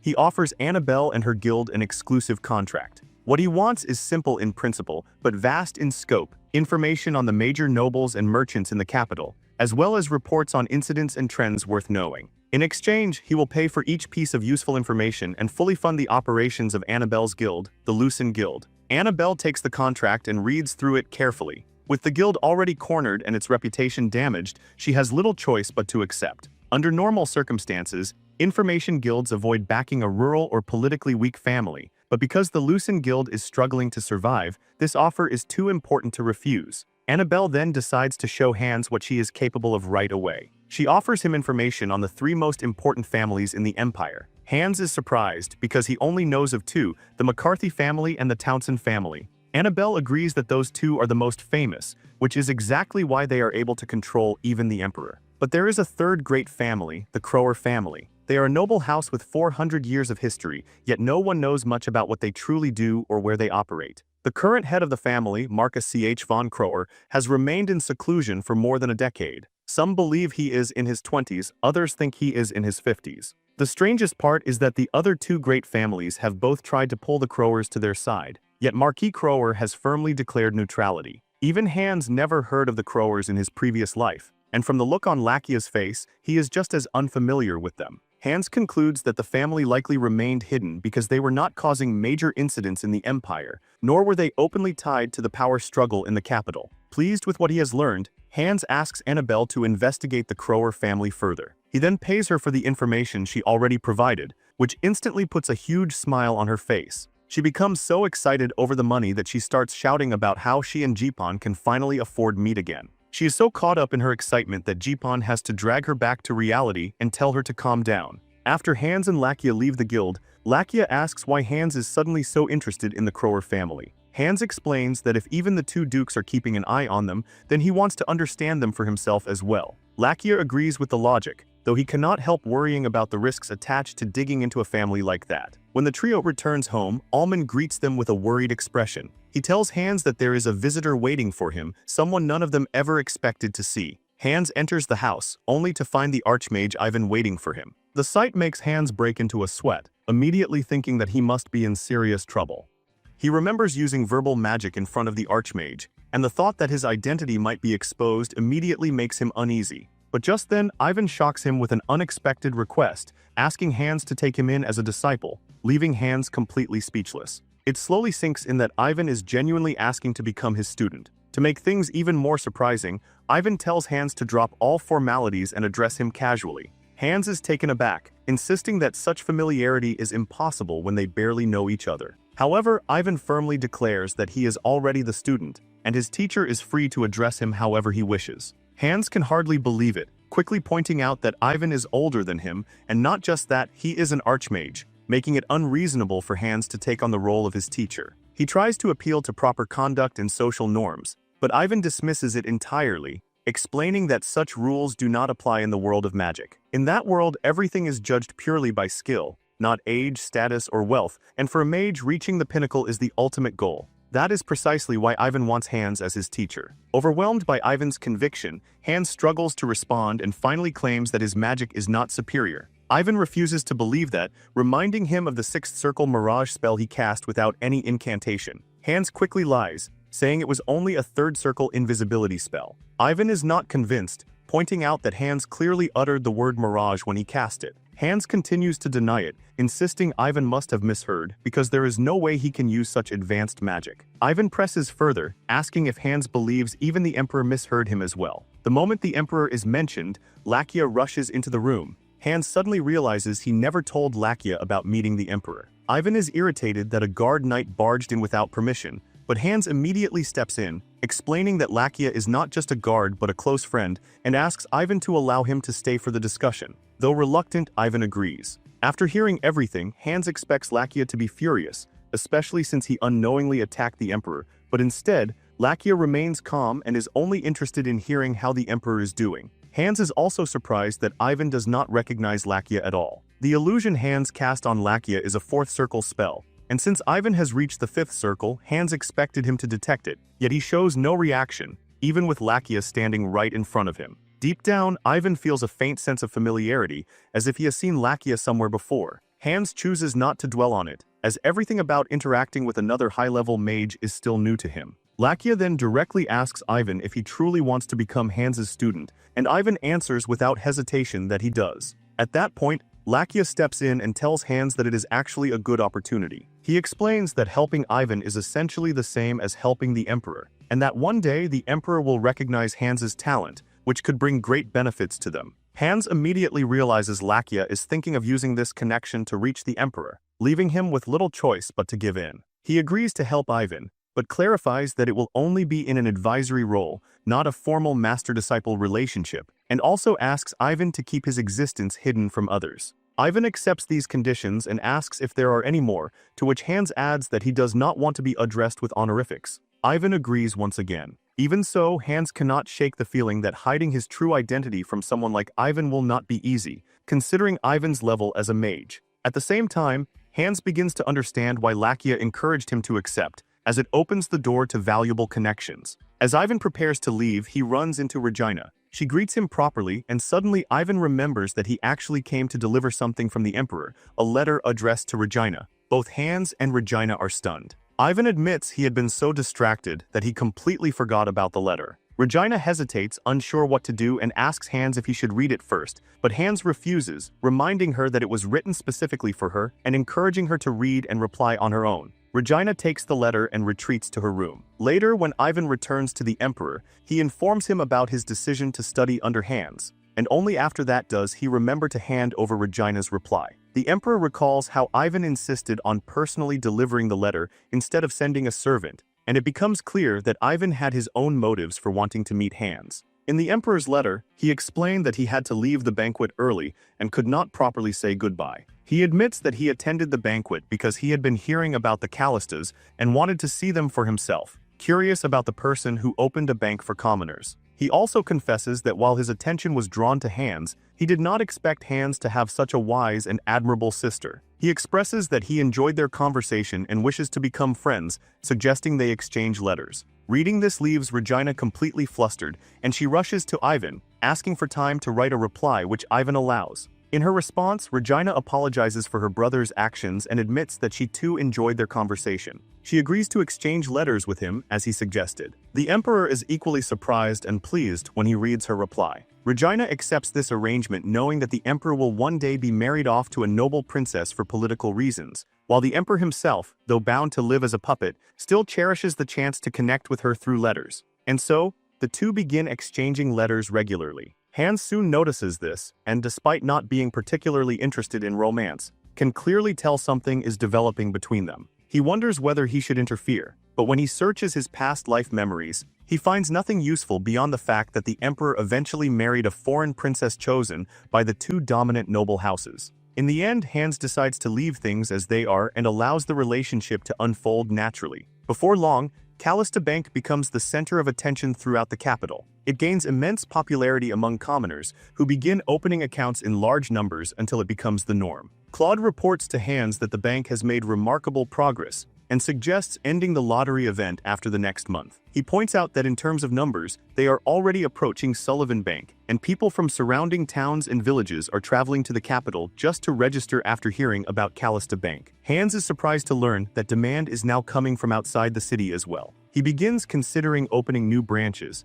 but Claude hesitates and explains that it may not be the right move yet. Apologizing for speaking out of turn, Claude points out that most of their customers are commoners, meaning individual deposits are small, even if the number of customers is high. At present, the balance between deposits and loans is nearly equal, and opening new branches could strain their reserves. Hans smiles upon hearing this analysis, and when Claude asks why, he explains that he is impressed by how well Claude understands the situation. Hans then tells him that this might be the perfect time to implement the business idea they had previously discussed. Claude is surprised, reminding Hans that the idea was still theoretical and had been abandoned due to major flaws in execution. Hans reassures him, saying he will prepare the necessary measures to overcome those flaws. Not long after, Callista Bank introduces a new system, the use of checks. At the Huffman Trading Company, a trader hands his customer a piece of paper, instead of coins when it is time to receive payment of 30 gold. The merchant is immediately confused, staring at the paper in disbelief, but the trader calmly explains that it is a check issued by Callista Bank. He assures him that if he takes the paper to the bank, he will be given the full 30 gold. The merchant questions whether the paper itself is worth that much, and the trader clarifies that he already deposited the 30 gold in advance, choosing to store it at the bank rather than carry such heavy currency around. Still unconvinced, the merchant insists on receiving actual coins, but the trader explains that he no longer carries cash. Seeing the man's hesitation, the trader decides to personally take him to the bank so they can withdraw the money together. At the bank, the clerk carefully examines the check to verify its authenticity, and once confirmed, the merchant is handed his 30 gold, leaving him completely stunned. Since it is widely known that gold coins are heavy and difficult to transport, trading companies handling large sums usually spend heavily on security,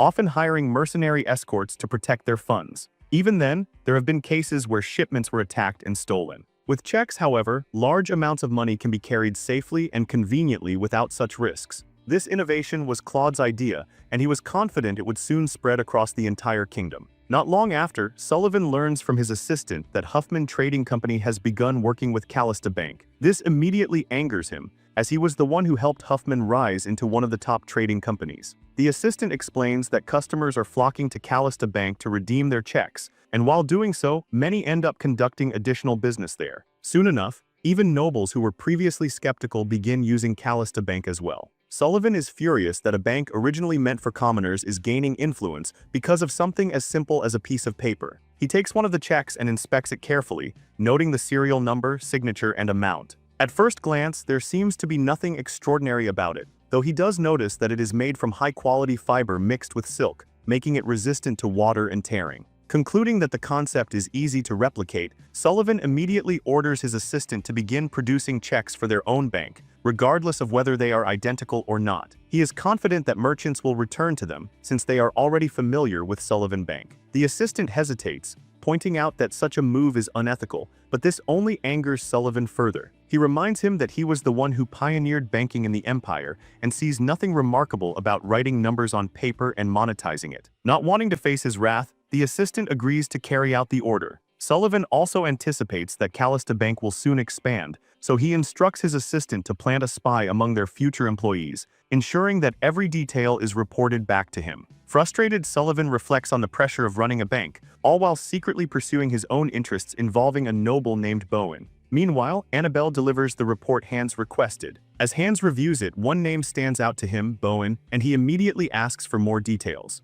Annabelle is surprised by this, realizing that Hans carefully analyzed hundreds of pages of information on the spot and even categorized them by priority. She finds it hard to believe he is only 18. She explains that Viscount Bowen has a rather unusual hobby, collecting women's clothing, not out of vanity or perversion, but purely out of appreciation. He travels across the empire to gather rare pieces, building an impressive collection over time. For the past 3 years, he has been trying to open a salon in the capital, but Sullivan Bank has repeatedly rejected his loan applications. Hans asks why, and Annabelle explains that salons are considered lowly work for a noble. Hearing this, Hans calls for Potier and hands him Bowen's report, instructing him where to file it, which further impresses Annabelle, as she realizes he has placed it under investment priority. At that moment, Hans comes to an important realization: just as commoners are restricted by their status, nobles too are trapped within the expectations of their class. Later, Hans checks in with Allman about the territory and is reassured that everything is progressing well.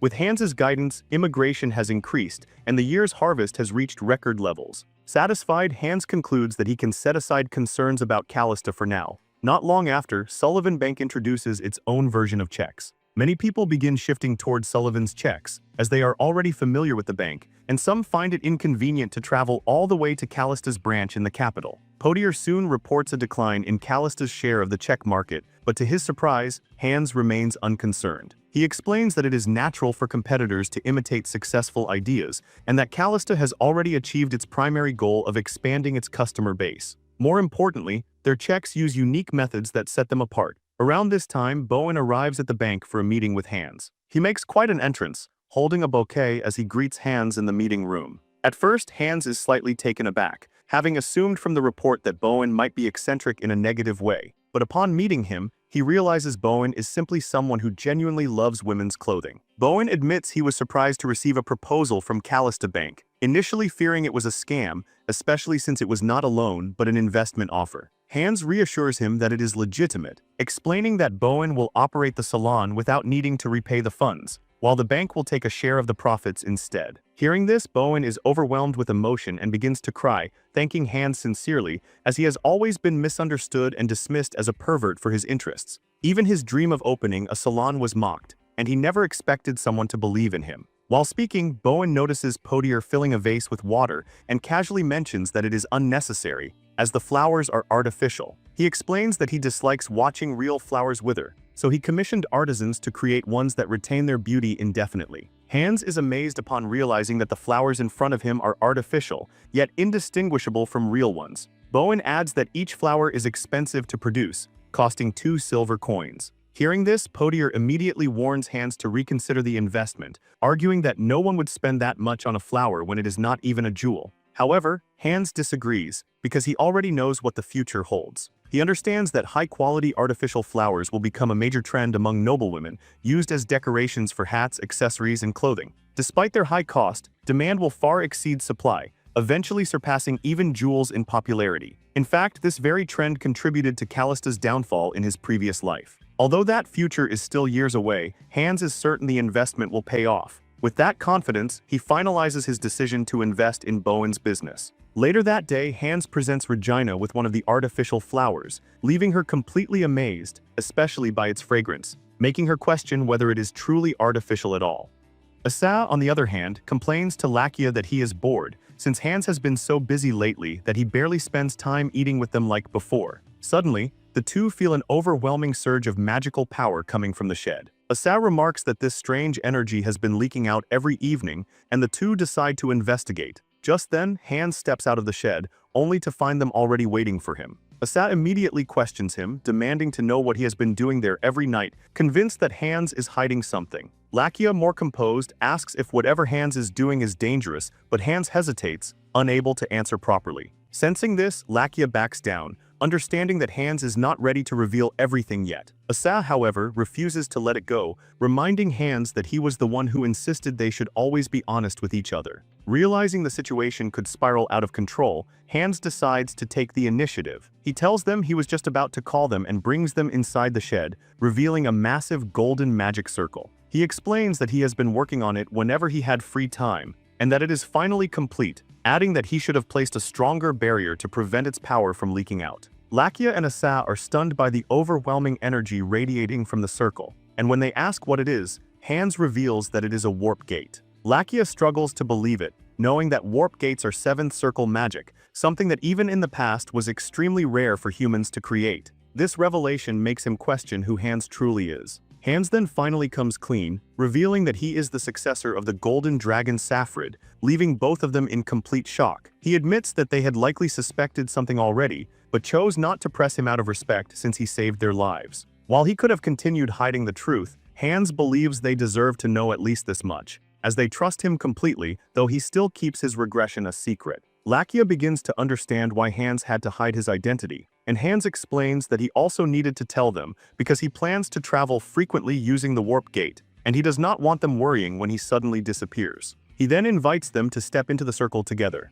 In an instant, they are transported to Callista Castle, leaving Lakia and Asura completely stunned. Since this is Hans's first time using 7th circle magic, he struggles slightly to stabilize the coordinates. Lakia quickly realizes they are in the storage room that Hans had strictly forbidden anyone from entering, and it becomes clear that Hans has been preparing this for a long time. Hans admits that he was anxious about leaving the territory unattended for too long. When Lakia asks if the gate only connects the shed in the capital and the castle storage room, Hans confirms that warp gates function only between fixed locations. Relieved to be back after months away, Hans walks toward the window, only to freeze as he sees a disastrous scene unfolding outside. He immediately rushes out of the castle and finds the entire area flooded. The butler, William, is shocked to see him, knowing he should still be in the capital, but Hans brushes it aside and demands an explanation. William explains that the territory has been hit by severe flooding, as it has been raining for over a week, and the river finally overflowed at dawn. The officials have already begun evacuating citizens from the lowlands.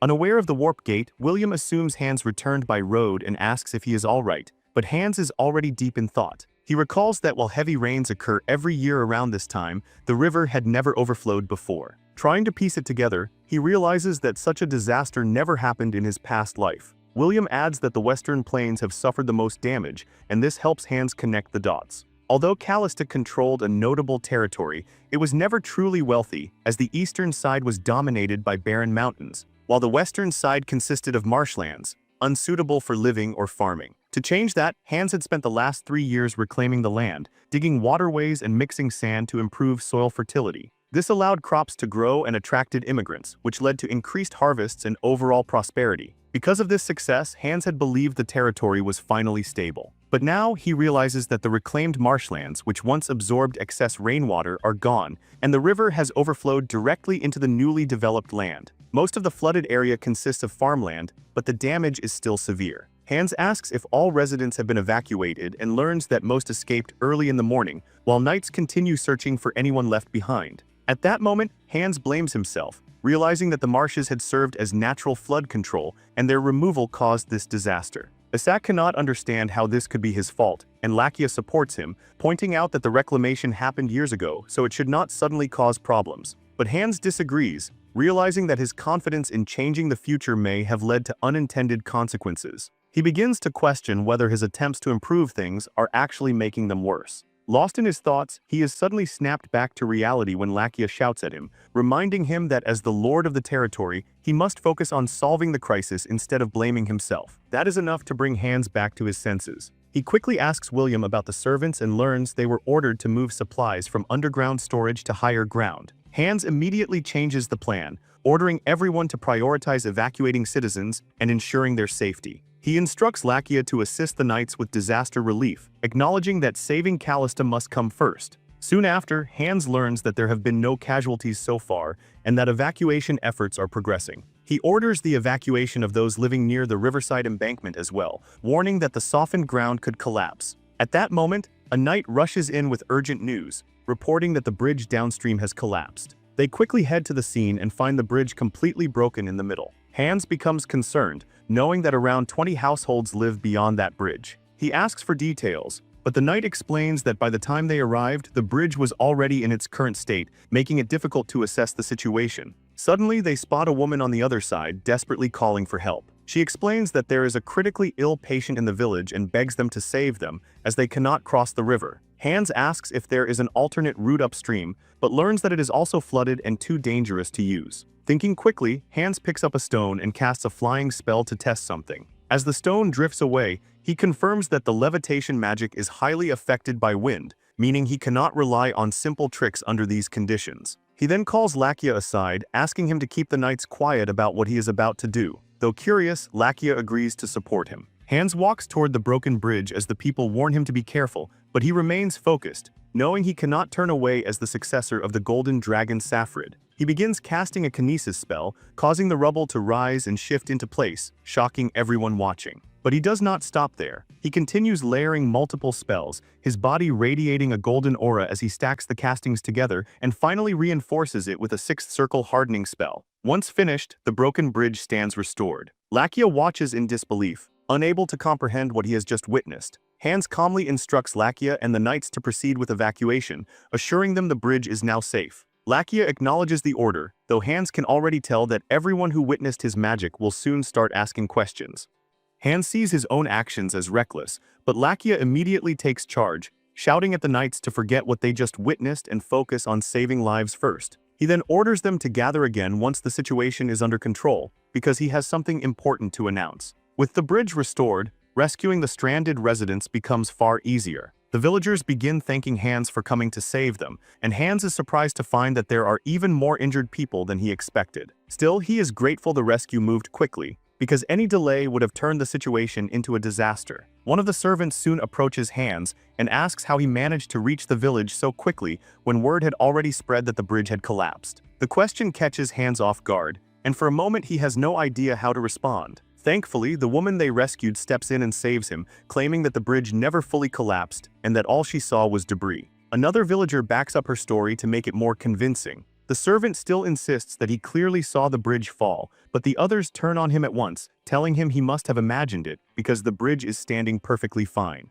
An elderly woman then walks up to Hans and thanks him for coming to save them. Because the village was mostly made up of outsiders, they had believed they would simply be abandoned to die, but Hans proved them wrong. Hearing that fills Hans with quiet pride. Once the flood response is complete, Lakia gathers the knights who were present at the bridge, along with the woman who witnessed everything. He tells them there is something he must say before they all part ways. It is no secret to them now that the lord of the territory is a mage, and Lakia knows they must all have questions running through their minds. He then asks them to imagine what would happen if powerful nobles learned that a young count who inherited his title at 15 also possessed magic among the strongest on the continent. Hans may have overwhelming magical ability, but outside of that, he does not yet have the means to truly protect himself. Lakia explains that if other nobles discovered this, they would try to seize Hans and his power for themselves. That makes the knights finally understand his point. He makes it clear that Hans's identity and power must remain secret. The knights answer in unison, acknowledging the order with force.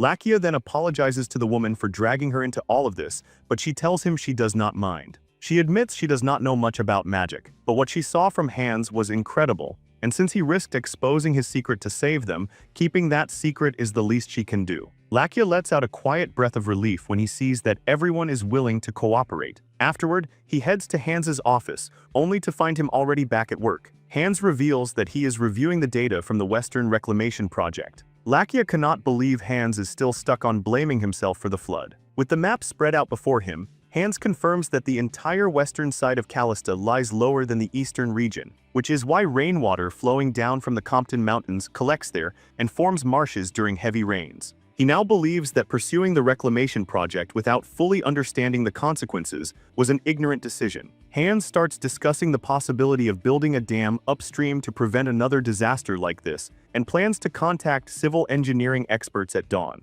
Realizing how troubled Hans is, Lakia tells him that caring for the territory is important, but warns him not to treat every burden as his alone. He tells Hans that he needs to learn how to rely on the people around him. Hans thanks him for the advice but says he cannot depend on Lakia forever, since in 2 years Lakia will be gone. That is when it hits Lakia that Hans once told him his name would be cleared in 5 years, and that he has only remained in Callista because of that promise. Hans then admits that he feels guilty for how much responsibility he keeps placing on him, especially making him act as Knight Commander while he is still supposed to be hiding until his name is restored. As compensation, Hans brings out something for him, a beautiful sword. He explains that he has been bothered by Lakia carrying around an old blade, and had meant to give him this weapon after revealing the truth to him, though events moved faster than expected. Lakia appreciates the gesture, but reminds him that guard knights are supposed to carry ordinary weapons. That is when Hans reveals that the sword is made from dragon bone. Lakia is left speechless. Hans explains that the blade is forged from an alloy called olephant,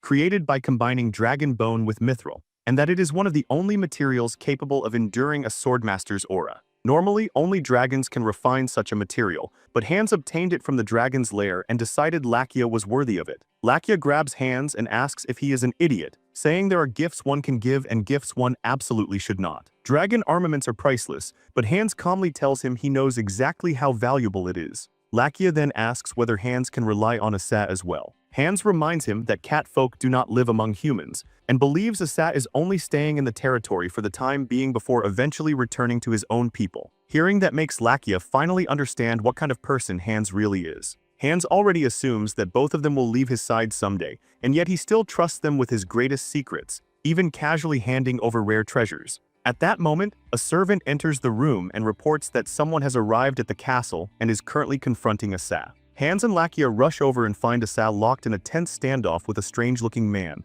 Asa clearly knows him, and his name is Ryuji. Asa yells at Hans and Lakia to stay back. Then, without warning, Ryuji drops to his knees before Asa and addresses him as his lord, leaving Hans and Lakia completely stunned. Soon after, they all enter the castle, and Hans apologizes to Ryuji for the rude treatment he received from the knights, now that they know he is Asa's guest. It turns out Ryuji is a warrior of the cat folk. He thanks Hans for sheltering Asa, but explains that Asa cannot remain among humans because he belongs with his own kind, and for that reason he has come to escort him home. Hans is not surprised to hear this, because he had always known a day like this would eventually come. But the moment Ryuji finishes, Asa flatly refuses, declaring that he has no intention of returning. Ryuji tries to remind him what humans are capable of, but Asa stands firm, saying he cannot go back because the person he is running from may still be there. Hans understands Ryuji's concern, but tells him that Asa is his precious friend, and that he is willing to let him remain in the territory for as long as he wishes. Asa immediately jumps behind Hans to back him up, insisting that Hans is a good friend and should not be doubted. Ryuji argues that everyone back home is worried and waiting for Asa, but Asa refuses to believe it, saying those people never truly cared about him in the first place. Lakia, listening closely, begins to wonder what kind of position Asa must hold among his own people. Realizing Asa will not change his mind, Ryuji decides that he too will remain in the territory. Hans is surprised, but he has little choice except to accept it since Ryuji is Asa's companion. And just like that, Ryuji joins the group. By midday, the floodwaters have already started to recede, but Hans is still troubled over how he is going to explain everything. He is supposed to be in the capital, yet somehow appeared in the territory and rebuilt a bridge with magic. While he is still thinking about it, Lakia arrives and asks whether he plans to return to the capital. Hans says yes, but admits he still has not figured out how to explain the situation. The servant in the room quietly excuses herself, and at that moment Hans realizes Lakia has already taken care of the matter that was troubling him. With that settled, Hans and his group return to the capital through the warp gate. As expected, Ryuji is completely stunned, since it is his first time experiencing anything like it. But Hans's troubles are far from over, because the moment he arrives, he is met by his worried sister, who had been searching for him so frantically that she had already informed the guards he was missing. Hans had only intended to test the warp gate and come right back, but after discovering the flood in Callista, he could not ignore it. So he is forced to explain to his sister and mother that a flood struck their territory. He tells them he went there to confirm the situation, but reassures them that there were no casualties. Even after hearing everything, Regina does what she always does and presses him further, demanding to know how he managed to travel to Callista and return in less than a single day.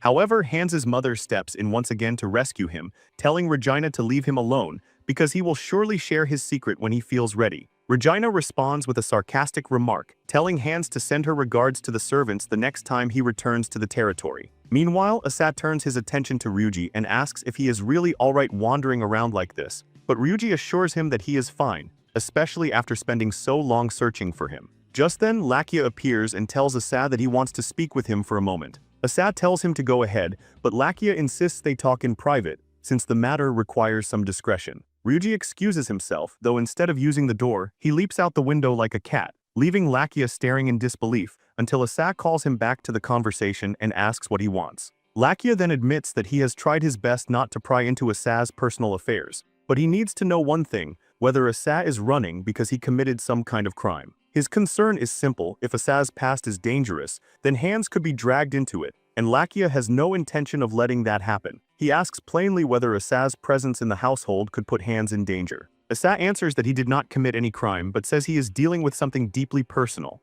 Lakia falls silent for a while, waiting to see if Asa will explain further. But when nothing comes, he remembers Hands saying that Asa would one day return to his own place. Realizing Asa has no intention of opening up, Lakia tells him he will not interfere in his problems again. Just as he is about to leave, Asa suddenly asks about the new sword. Lakia explains that Hands gave it to him, though he is thinking of returning it because it feels far beyond what he deserves. The moment he says that, Asa's entire focus locks onto the sword. He immediately says that if Lakia plans to return it, then he will ask for it instead. Lakia argues that he cannot do that, but Asa looks confused since Lakia obviously likes the weapon. Lakia then reveals that it is dragon armament, something the world still knows nothing about. Asa points out that if Lakia intends to return it anyway, then he has every right to ask for it instead, since in the end, the owner will simply be whoever Hands chooses. Lakia realizes that Asa actually has a point, and knowing how Hands thinks, he suspects Hands would hand it over to Asa the moment he returned it. Because of that, Lakia immediately changes his mind and declares that he is no longer returning the sword. That decision quickly turns into another argument between the two, loud enough for even the people outside to hear. Later on, Hands and Regina head to the Imperial Palace after receiving a special invitation from Emperor Carter. By this point, Lakia has told Hands that after the flood incident, he wants to focus on personal training with his new sword, while Asa has been busy speaking with Ryuji about many things. Hands sees this as a perfect chance to return to the dragon's lair and continue his own magic training. He is still thinking about that when Regina bursts into the room, breathless with excitement, holding the latest letter she received from His Imperial Majesty. Panting, she tells Hands that Carter has invited them to dinner the following day. And so, the two put on their finest clothes and make their way to the Imperial Palace. Carter greets them warmly, admitting that their last meeting was far too brief. Once they are seated, he tells them he has been looking forward to seeing them again. Hands is surprised to discover that the only guests at the dinner are himself and Regina,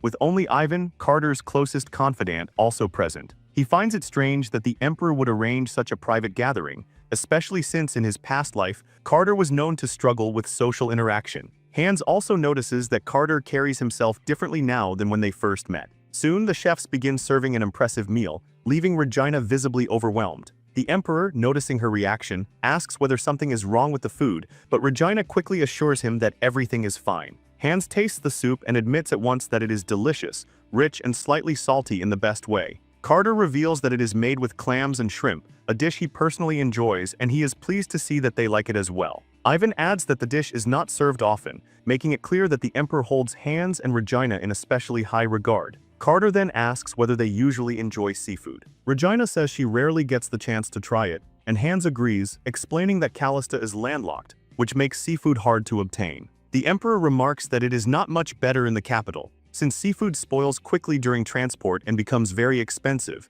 and there are even times when it cannot be obtained at all. He admits that although such dishes are reserved for nobles, he wishes commoners could enjoy them too. Hearing that, Hands becomes even more certain that Carter is different from the rest of the Empire's nobility. As the dinner continues, more dishes are served, and both Hands and Regina thank the Emperor for letting them taste food so far beyond the ordinary. Hands begins to feel that the evening is nearing its end, but he still wonders whether this was truly meant as a simple dinner among friends. Then Carter turns to his right and asks whether there is someone he would like to talk with a little longer. Hands immediately says yes, only for Carter to correct him and reveal that he was not speaking to Hands at all, but to Regina. The moment Ivan understands what the Emperor intends, he takes the opportunity to seize Hands and drag him out of the room, declaring that there is much he wants to discuss. Ivan leads him to the research institute where magic is studied. Hands is amazed to find that even in an age when magic is nearly gone, the Imperial mages still hold great status, and are allowed to devote themselves fully to research and practice.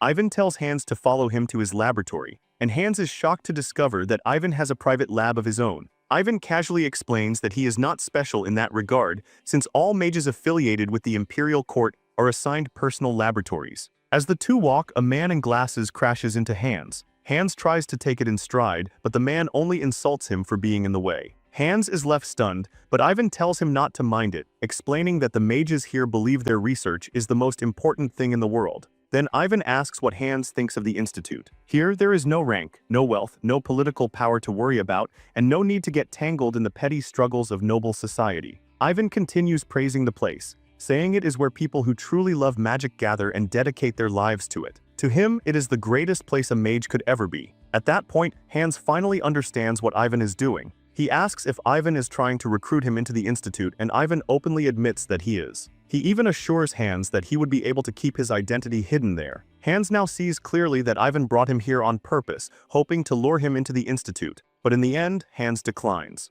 He admits that the offer is undeniably tempting, especially because it would let him meet other mages and make things far more interesting. However, there is one major problem: the source of his magic is entirely different. Draconic magic and human magic do not work the same way. Draconic magic comes from the heart and activates with a single command, while human magic depends on formulas and incantations. Hans understands that because he began with draconic magic, he knows almost nothing about human magical practice, which would leave him practically useless in a place like this. Just then, Hans notices a magic circle drawn on a board, and Ivan explains that it is a fire burst spell he has been researching. It is meant to be an improved offensive magic, one that evolves the basic first circle fireball into a fifth circle attack spell, though the formula is still incomplete. Ivan admits that, because he has spent so much time focused on defensive magic for the Emperor's sake, offensive magic remains his weak point. After staring at the circle for a while, Hans asks whether he is allowed to try correcting it. Normally, creating new magic is a point of immense pride among mages,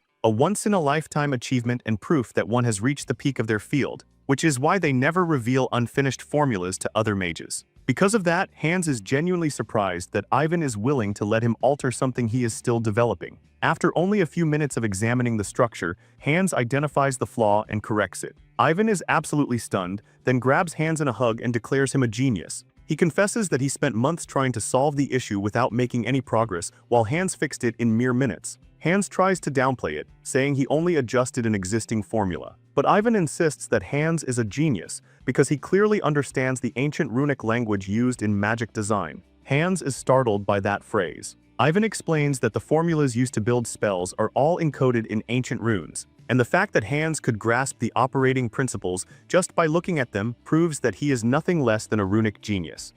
It finally dawns on Hans why he was able to understand human magic formulas even though it was his first time seeing them. Ancient runic language is essentially draconic magic expressed in a linguistic form, and human magic is built by reconstructing those principles into formulas. In simple terms, draconic magic is the foundation of human magic. Realizing this, Hans understands that he can study both systems, since they operate on the same core principles, and the thought leaves him momentarily stunned. However, he quickly regains composure and apologizes to Ivan for touching his unfinished formula. Ivan, on the other hand, shows no anger at all, because in his mind, Hans is already his master even if the offer was declined. He tells Hans that formalities do not matter, and that learning from him would be the greatest honor he could ever receive. Hans is impressed by Ivan's attitude, as he shows none of the pride typical of other mages, caring only about the pursuit of magic. Just then, Ivan's disciples enter the room and are shocked to see that the magic circle on the board has been completed. Ivan himself is not entirely pleased since he was not the one who finished it. He introduces Hans to his disciples,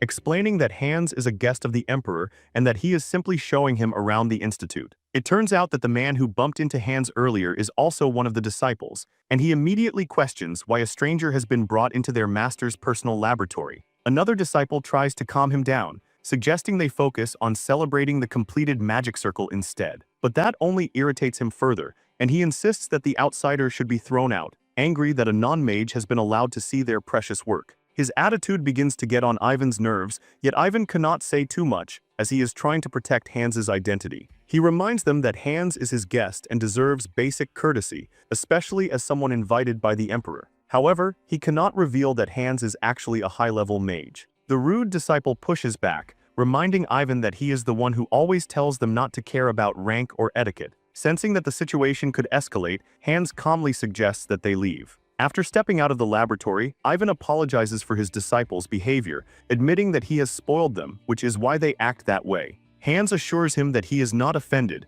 understanding that Ivan was simply trying to protect his identity. He even mentions that he admires how close Ivan is with his disciples. Ivan explains that while they are highly skilled, they lack proper manners, and jokes that they would have fainted if they had seen Hans's true abilities. From what he observed, Hans can tell that all three disciples are talented, and considering Ivan is an archmage, he would not have chosen them lightly. Hans is certain that they will one day become archmages of the Empire themselves. He briefly considers how useful their help could be for his future plans. The two then return to the waiting room, where they find Carter and Regina enjoying each other's company, smiling and talking comfortably. Hans is surprised, realizing that while he knew they had been exchanging letters, he had no idea they had grown this close. Ivan watches Hans and laughs, teasing him for being unexpectedly dense when it comes to romance. After spending more time together, Hans and Regina eventually leave and return home in their carriage. During the ride, Regina suddenly asks whether men prefer quiet and graceful women. The moment Hans hears this, he realizes he has been dragged into giving relationship advice, something he has no experience with, causing him to hesitate. He carefully asks whether she is worried that the Emperor might dislike her. Regina struggles to answer, and in that moment, Hans realizes that she has fallen in love. She admits that she does have feelings for the Emperor, but clarifies that she has no desire to become Empress. She simply enjoys meeting him and talking with him. Understanding the situation, Hans assures her that he will always support her, no matter what she chooses, and tells her to follow her heart without worrying about others. He remembers Ivan's earlier advice, that trying to control Regina would only cause her pain, and decides to respect her feelings. Soon after, trouble begins to arise at Sullivan Bank, as cases of check counterfeiting start appearing. The head of the Huffman Trading Company is shocked when he attempts to withdraw money using a check, only to be told that the amount has already been paid out. At first, he thinks the cashier is joking, since the check is worth 50 gold coins, but the situation quickly escalates into an argument that draws attention from everyone in the bank. Ironically, he had been one of the first to switch from Callista Bank to Sullivan Bank when they introduced checks.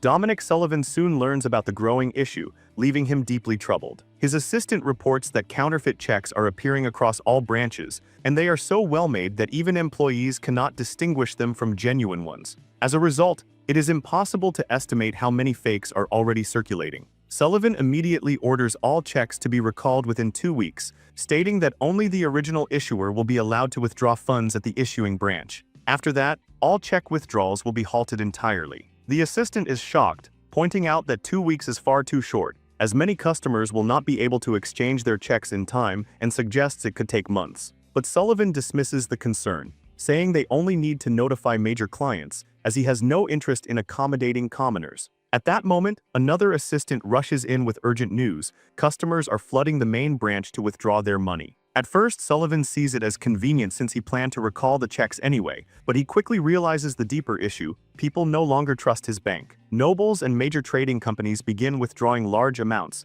and at this rate, it is turning into a full-scale bank run. Understanding the severity of the situation, Sullivan is left shaken and asks how Callista Bank is handling the same issue. His assistant explains that Callista is managing it smoothly, as they are able to detect counterfeit checks immediately. Hans demonstrates the device to Annabelle, explaining that from the moment checks were introduced, every counter was equipped with it, and staff were trained to only release funds after proper verification. Thanks to this system, they can identify even the most convincing forgeries. Annabelle realizes that Hans anticipated the possibility of counterfeiting from the very beginning. Hans confirms it, explaining that no matter how complex a design is, determined criminals will always find a way around it, which is why he prepared a countermeasure in advance. Annabelle adds that information about the counterfeit detection device has become the most valuable commodity in the information market. From official guilds to underground networks, everyone is trying to uncover how it works, with Sullivan Bank being the most desperate, offering huge sums for even the smallest clue. Yet no one has been able to figure it out. Hans understands why, since the device appears to be nothing more than a simple lamp. In reality, it is a magical tool powered by embedded magic stones. Each check contains magic inscribed with specific wavelengths, and the device is designed to react to those exact signatures, allowing even non-mages to verify authenticity. At first, Hans thought he might have been overly cautious when creating it, but now he is glad he did. He tells Annabelle that the technology behind the device is unique to the bank, so even if information about it were leaked, no one would be able to replicate it. Annabelle feels slightly hurt by the remark, even though it is said jokingly, and assures him that she would never sell information about him or his bank, no matter the price. To her, Hans is a benefactor, the one who saved her guild from collapse, and thanks to him, the guild is now flooded with new requests. Hans is also pleased to be working with the guild, especially since it was Annabelle's organization that warned him about spies being planted among new employees when he planned to open new branches. He cannot believe how far Sullivan is willing to go, doing anything to bring others down. Annabelle explains that Sullivan acts so freely because he is backed by House McCarthy, one of the two dominant powers in the Empire alongside House Townsend. Hans then asks if she has any information on Marquis Crower, but Annabelle admits that there is virtually nothing available, as if the information simply does not exist. Hans realizes that McCarthy will soon notice Callista's rapid growth and will likely interfere, which is why he considers forming an alliance with the Crower family, though for now, he decides to set aside what he cannot control. He then asks Annabelle if she knows any trading companies in Somerville, and she confirms that she does, since Jeprian is from there. Hans follows up by asking if any of them specialize in seafood distribution, and while Annabelle does not have an immediate answer, she is confident there should be some. Somerville is the Empire's largest coastal region, famous for its seafood cuisine. Hearing this, Hans reveals his plan to open a seafood restaurant in the capital. Annabelle is surprised and immediately points out the cost and transportation challenges, but Hans assures her he will find a way to overcome those issues. He then assigns her guild 2 tasks: to establish reliable food distribution and to research which recipes would suit the tastes of people in the capital. Annabelle is stunned, but she quickly recognizes the opportunity and smiles. Hans is surprised that she accepts so readily without even asking for details, and she explains that working with him has taught her one thing: questioning his decisions is pointless, because whatever he sets his mind to, he always sees it through. Hans accepts the compliment with a smile and tells her he will be waiting for the contract. Due to the troubles at Sullivan Bank, Callista Bank continues attracting more customers. When Hans shares his seafood restaurant idea with his team, they respond positively, with Lakia even offering to travel to Somerville to study recipes firsthand. Seeing everything fall into place, Hans decides it is time to return to his territory. He informs his mother and Regina of his plan, which surprises Regina,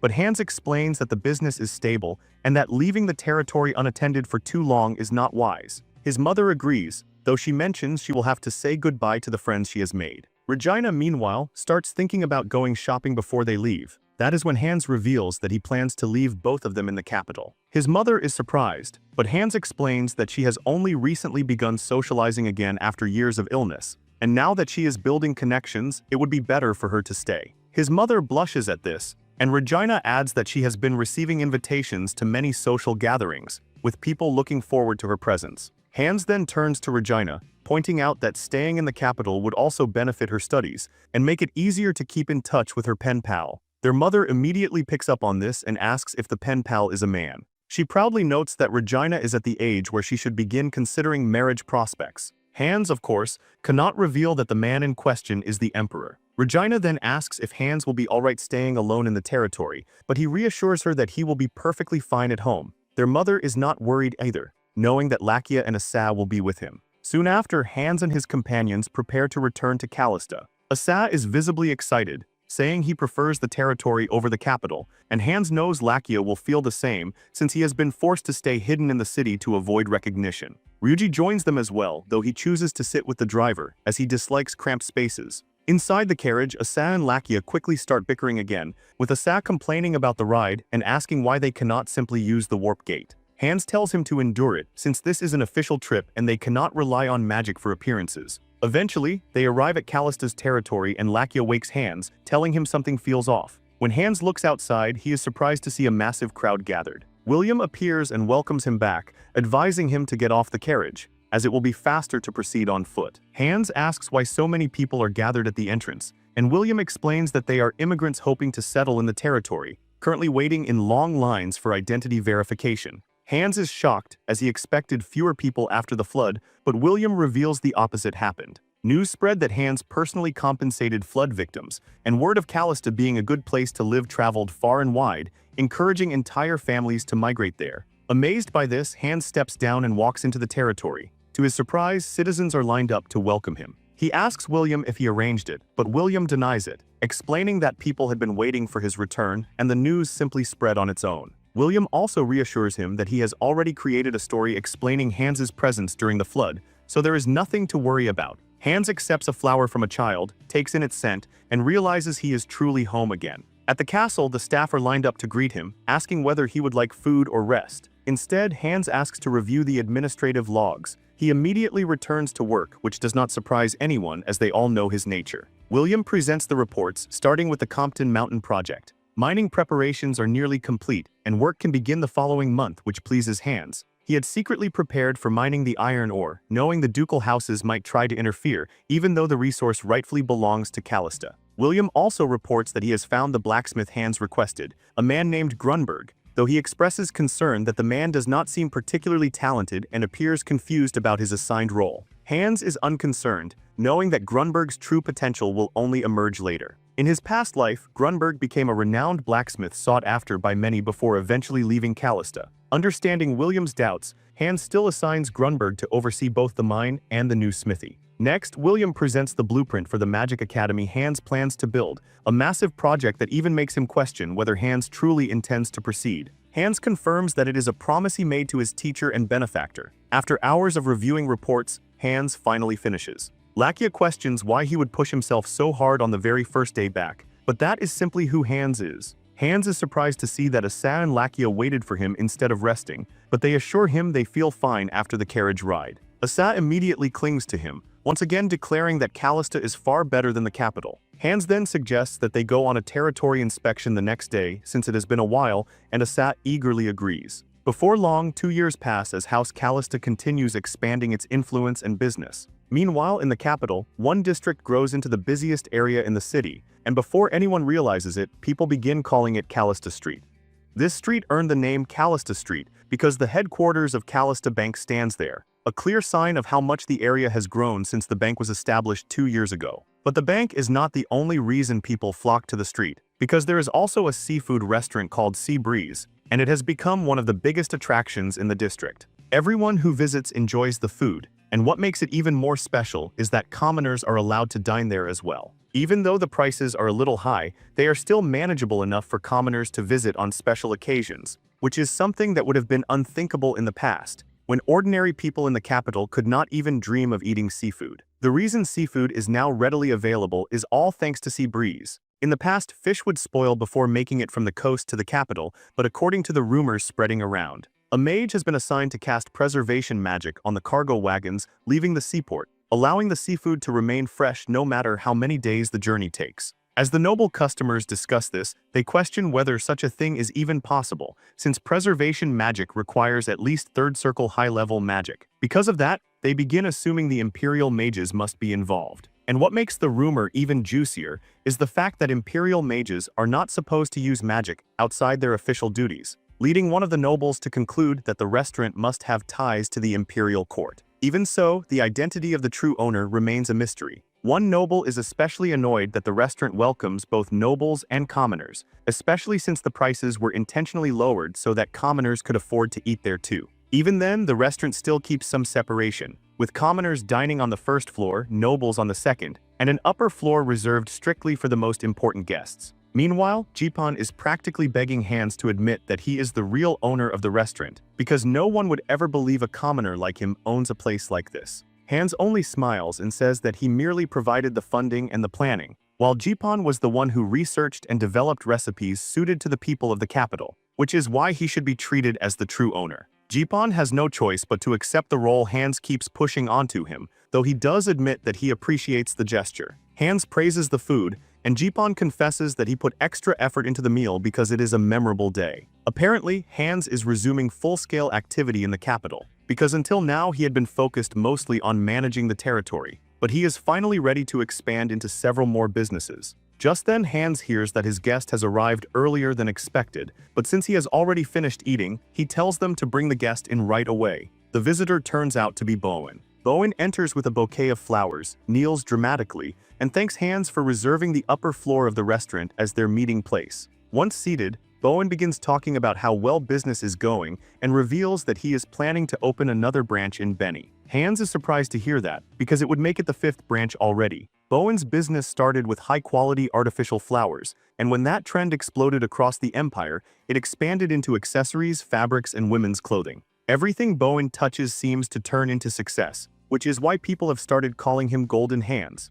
Hands also compliments him on the success of the men's salon, noting that even though there was resistance at first, it ended up doing very well too. Bowen replies that he owes it all to his eyes. Hands is confused by that, so Bowen explains by pointing out that Hands has different outfits suited for each season of the year. He starts describing how he would personally style Hands if given the chance, and by the end of it, he remarks that he would make the sleeves tighter and thicker to better hide the gold bracelet Hands always wears. Bowen correctly guesses that the bracelet is something secret and important because Hands never takes it off, and so he advises him to be more careful. Hands nervously thanks him for the warning, because Bowen is absolutely right, the bracelet is the dragon's bracelet. Bowen then invites Hands to visit his salon whenever he has time, promising that he can bring out the best in him. He boasts that he can improve anyone's appearance except for one man, Marcus Crower. That immediately shocks Hands, because the last time he spoke with Annabelle, she said there was still no useful information on Crower. Curious, Hands asks whether Bowen has actually seen or met him. Bowen excitedly explains that younger people may not know him well, but he once caught a glimpse of Crower at a banquet 10 years ago. At the time, Crower was dressed entirely in dark clothes, as though he were attending a funeral. Throughout the entire banquet, he stood there staring outside, never speaking once, never interacting with anyone, and giving no hint as to why he even came. Hands then asks Bowen what kind of impression Crower left on him. Bowen admits that it is hard to read someone like that, especially since he never had the chance to talk to him, but there was one thing he did notice when he looked into his eyes. One eye was purple and the other was black. The moment Hands hears that, he realizes Crower has heterochromia. Later, Hands asks Lakia and Asau whether either of them has ever seen Crower in person, but both say they have not. Hands then reveals that the only thing Annabelle has managed to uncover is the rumor that Crower does not even live in Crower Castle. At that point, Hands is already growing frustrated and starts wondering whether he should just give up on pursuing him. Just then, Lakia brings up the fact that Hands is preparing for territorial war,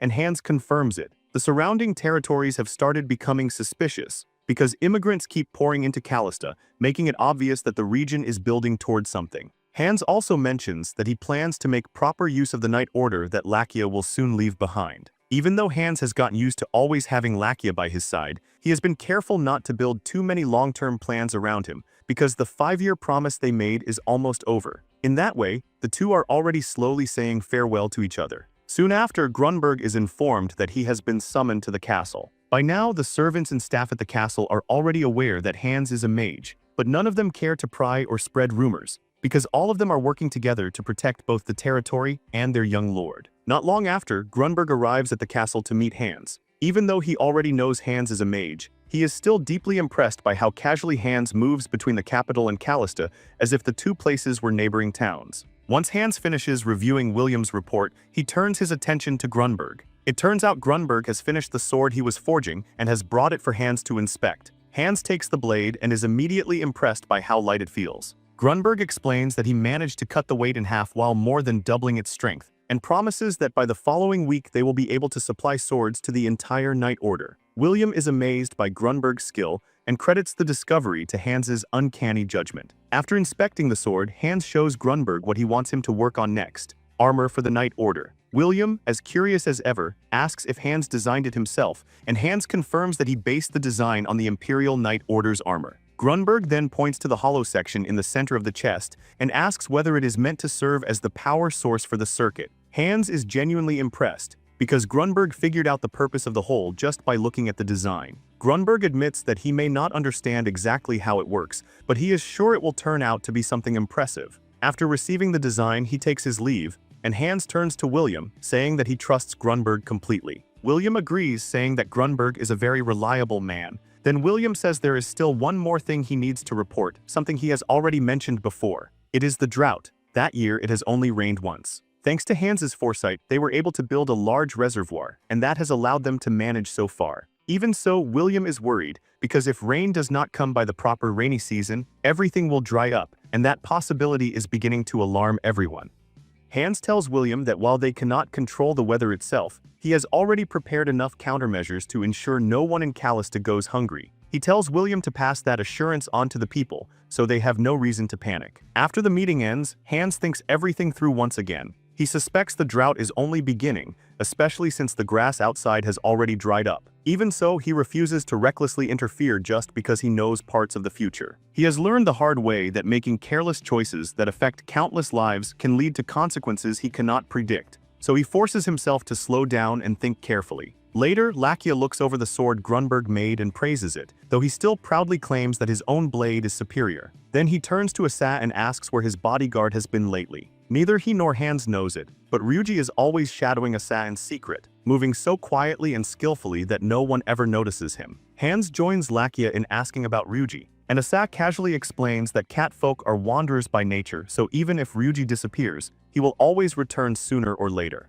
Lakia then asks Hans whether he has any major plans coming up, and Hans says no, explaining that for now he is mainly occupied with managing the bank and the restaurant branches. He is relieved that in his past life, nothing especially important happened around this time, which means he can focus on work. Meanwhile, the Emperor and Regina meet at their usual place in town, both dressed in commoner clothes so they do not attract suspicion. They greet each other warmly, clearly happy to see one another. The Emperor reassures Regina that he is doing fine and explains that Ivan helps him slip out occasionally so he can meet her. Still, Regina notices that something is off about him and asks whether something is wrong. He admits that he has received yet another marriage proposal from House McCarthy, and that his mother has been urging him to meet them, since endlessly refusing would begin to look improper. Hearing that makes it truly sink in for Regina that the man she has been meeting is the Emperor of the Empire, and that there is no guarantee things can continue the way they have. Then the Emperor asks whether she is truly satisfied with the kind of relationship they have now.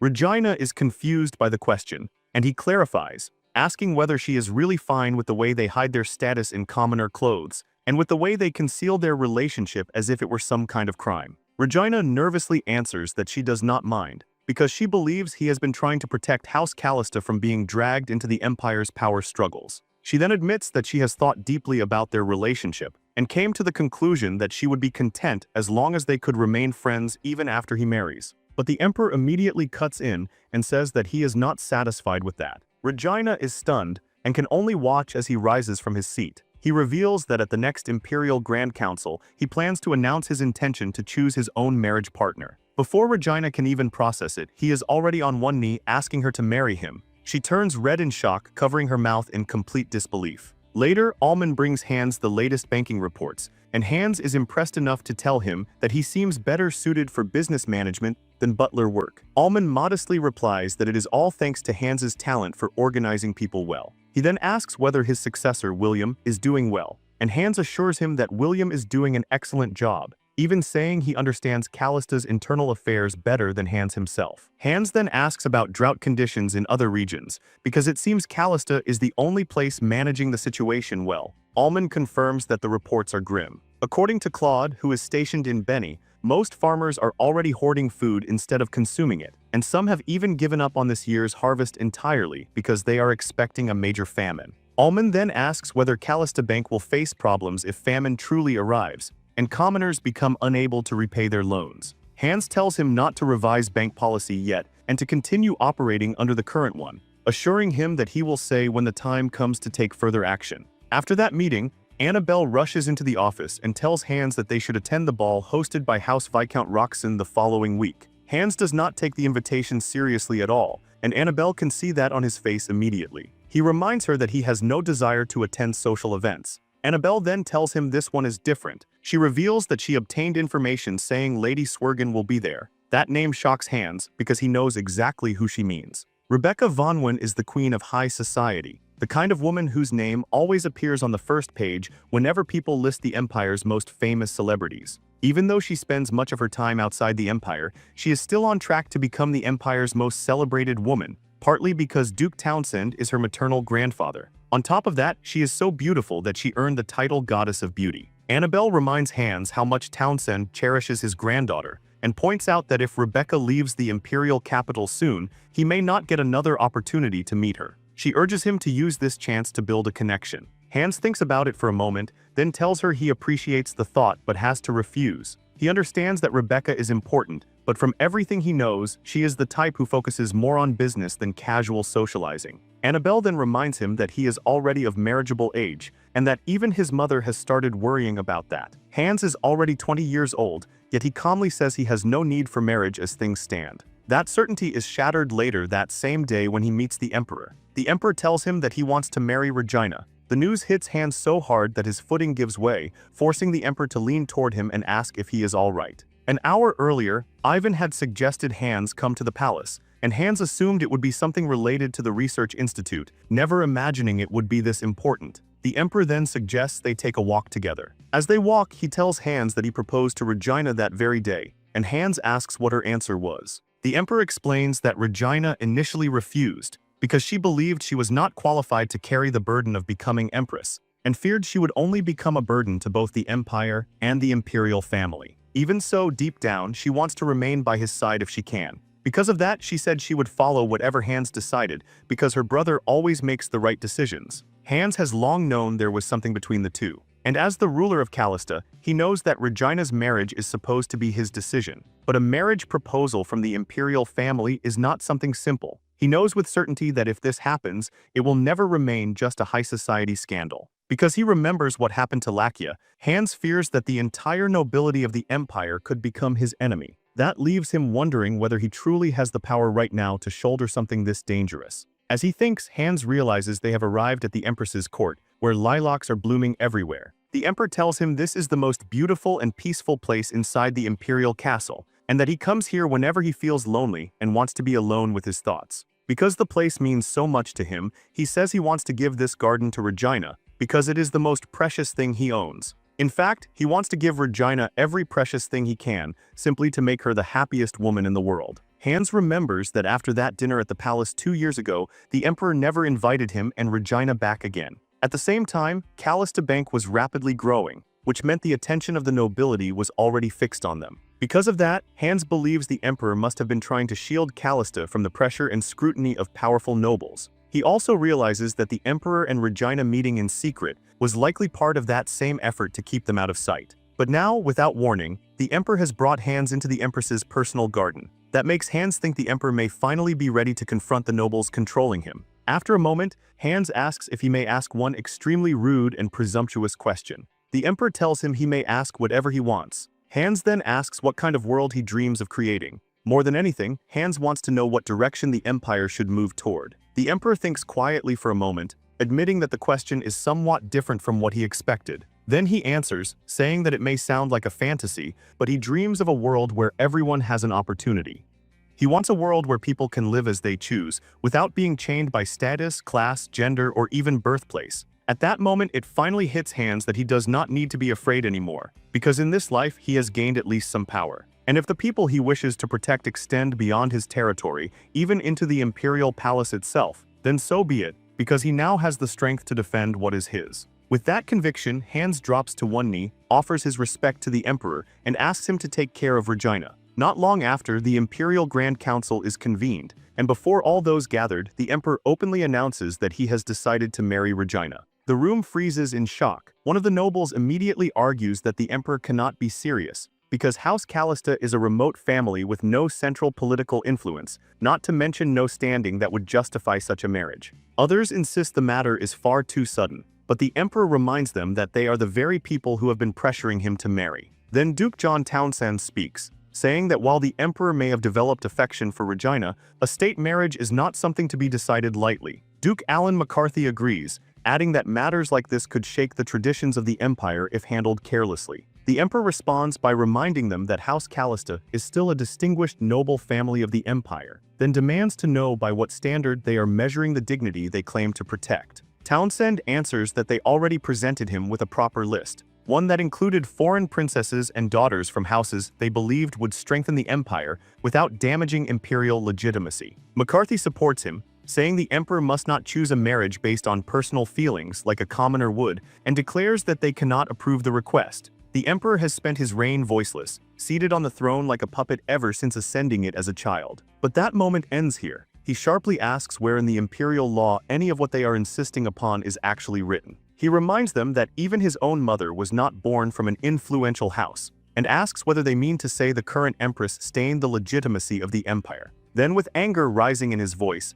he accuses them of coveting imperial authority while hiding behind traditions that have no true history. With a cold face and an even colder tone, he declares that he is the master of the empire, and that he alone will choose the empress. Then he adds one final condition. If they continue to oppose his decision, he will never take an empress for the rest of his life. That would mean the imperial line ends with him, and the throne would pass to his paternal cousin, Duke McCarthy. The council members panic and try to calm him down, but the emperor simply stands and walks out. Later that day, Townsend is seen discussing the events of the council with his son, Glenide. Glenide is completely confused, believing House McCarthy should be pleased, since the throne would fall to them if the emperor dies without an heir, yet even they opposed the idea. Townsend scolds him, saying he lacks foresight. He explains that the empire prides itself on its long and supreme history, and no matter how greedy House McCarthy may be, they would never openly gamble for the throne like that. If such a power struggle ever happened, it would only lead to war, and that kind of war would end in the total destruction of one side. Townsend then says that the emperor sounded completely different from before,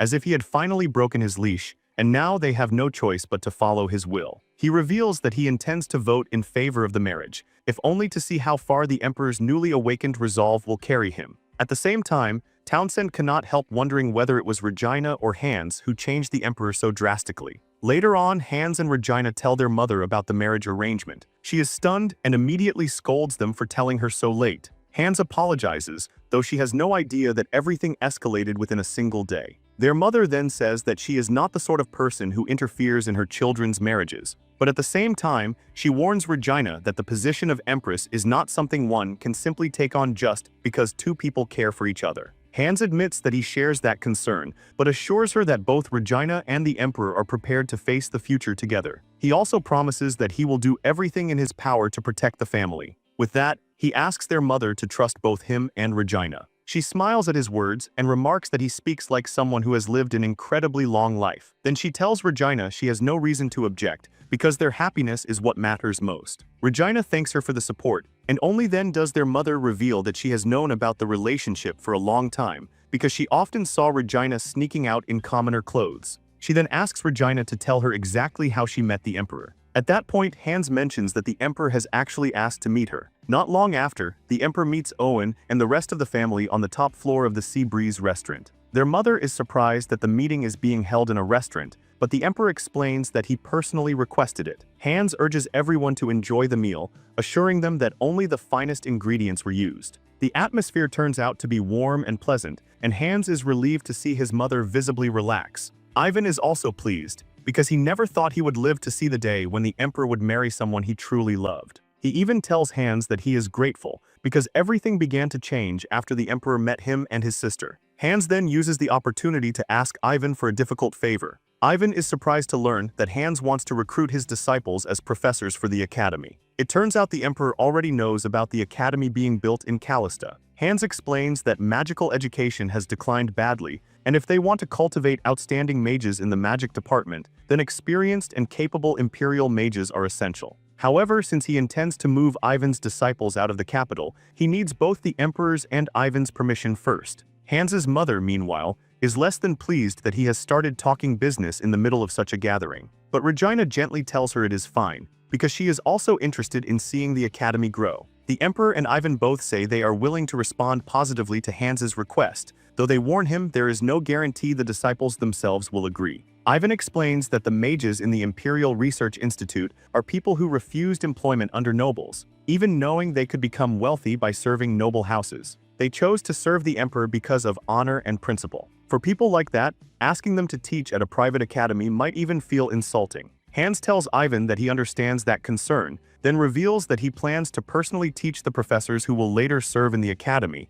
being a Sixth Circle mage himself. The emperor is stunned, because this is the first time Hans has openly acknowledged being a mage in front of him. Not only that, he also reveals his circle. Even Regina is shocked to learn that her brother is a Sixth Circle mage, while in truth, Hans is even beyond that. Ivan, on the other hand, reacts dramatically, grabbing Hans by the shirt and asking if he too can apply to teach at the academy. Later, the Imperial Grand Council formally approves the state marriage between Regina and the emperor. Fortunately, Ivan's 3 disciples are also appointed as professors for the academy's magic department. Still, the 3 of them are far from pleased with the appointment, because they know nothing about Hans yet. Ivan assures him that once they learn who he really is, they will come around and probably thank him for the rest of their lives. Even so, Hans cannot shake the feeling that things are going a little too smoothly, and that thought fills him with quiet fear. And as it turns out, that fear is soon repaid in the most violent way. Some time later, Hans, Asa, and Lakia are walking through the street when a supposed pickpocket makes the mistake of targeting Lakia.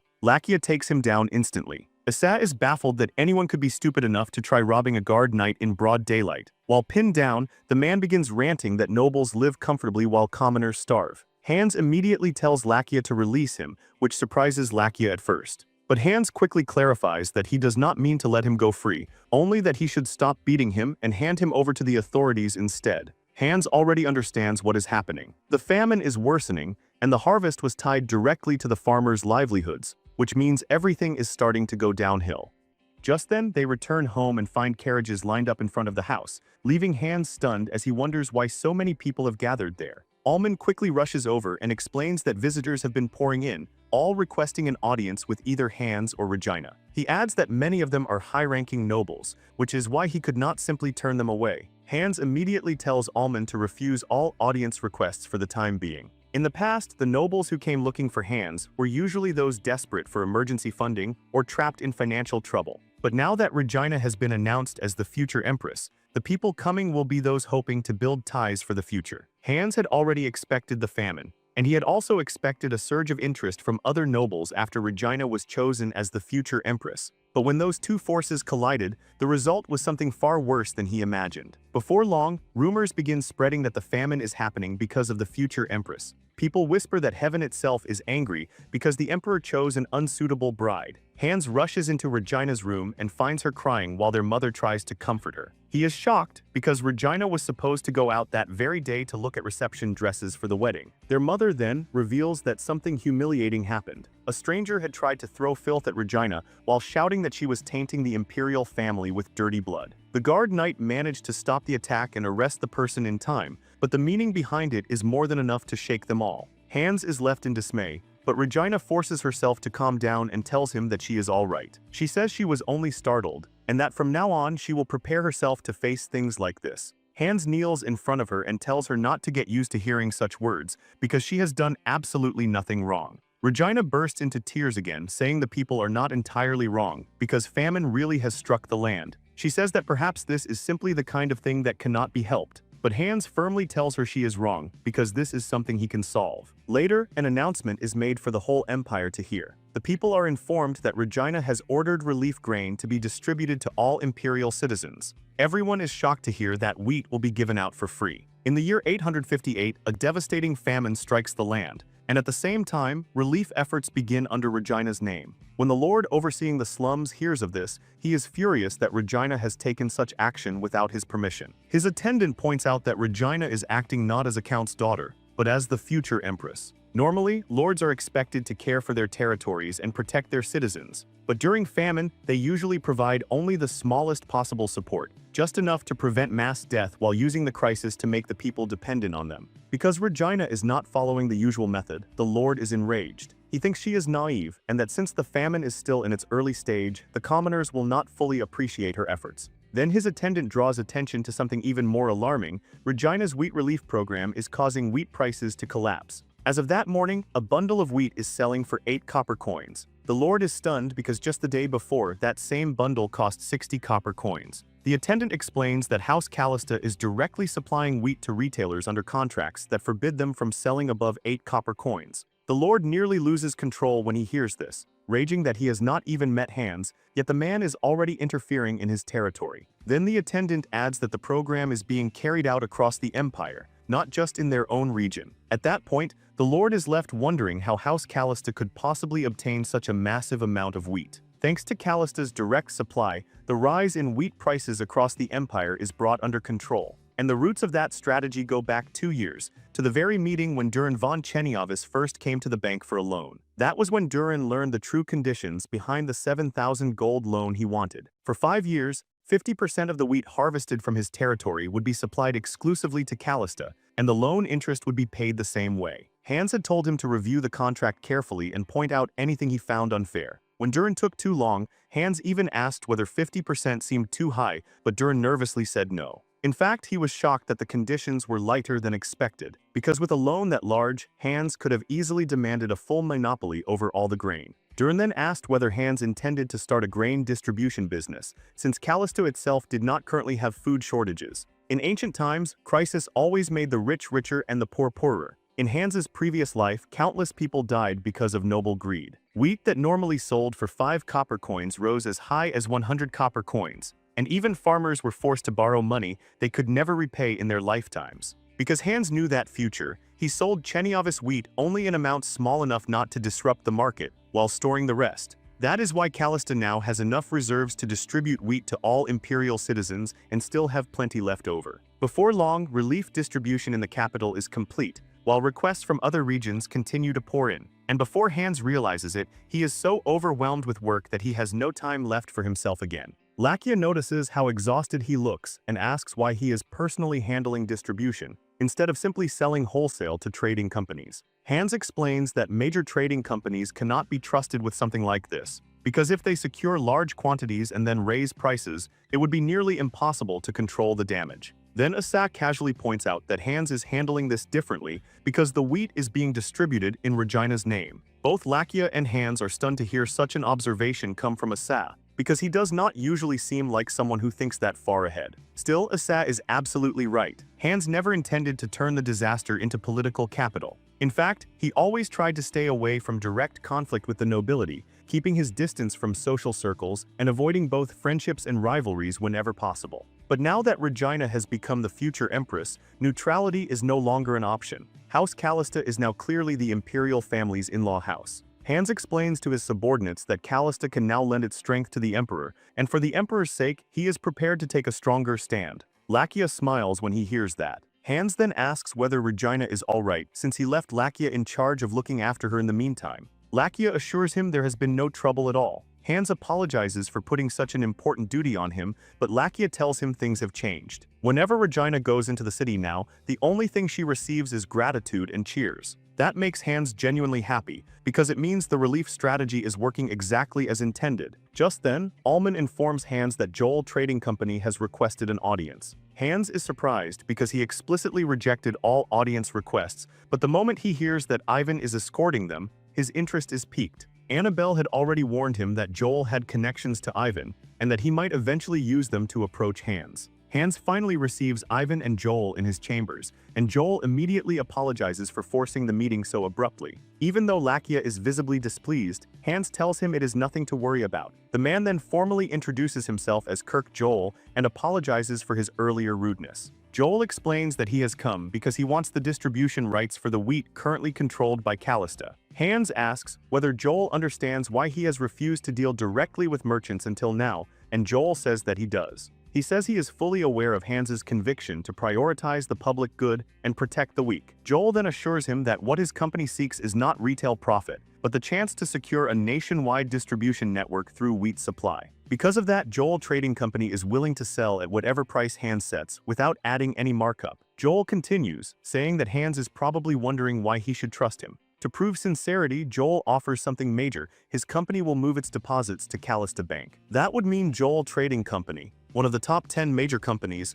would change its primary banking partner to Calista Bank. During the Sullivan Bank forgery crisis, Calista Bank did manage to capture more deposits and customers, but only 2 small trading companies had switched to using it as their main institution. Larger, older companies still preferred the long-established credibility of traditional banks over temporary momentum. That is why Hans immediately understands how valuable this would be. Because if Joel Trading Company becomes Calista Bank's primary customer, it would be an enormous breakthrough.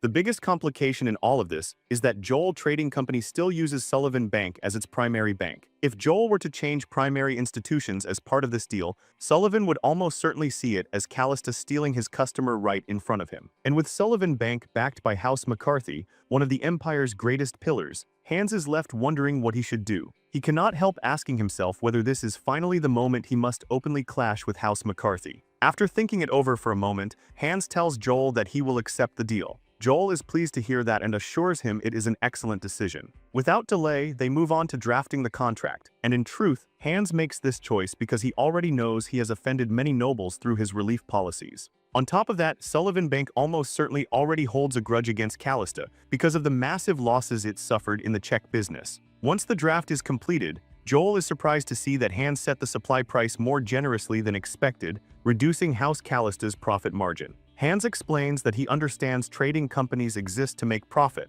so it is only fair to leave Joel with enough room to benefit as well, if they are to maintain a smooth relationship. Joel immediately understands what Hans is doing, because it is a simple and effective way of building trust and discouraging betrayal. He is impressed by how perceptive Hans is, though he assures him that there is no need to worry, because above all else, Joel values his reputation. Joel then casually reveals that this same principle is what allowed him to secure trade relations with the cat people. That is when it finally clicks for Hans why Joel earned the nickname Negotiation Genius. He is the first man in the Empire, and still the only one, to have successfully conducted trade with the cat people. Hans also notices that Joel has been glancing toward Asa ever since entering the room, which means he recognized Asa right away. Hans is surprised that Joel could identify Asa even in cat form, especially since Asa was not leaking any magical power, and he asks how he managed it. Joel calmly answers that it was simple, because only cat people possess fur that beautiful, magnificent, and luxurious. Ivan is stunned to realize that the cat he has been seeing around all this time was actually a cat person,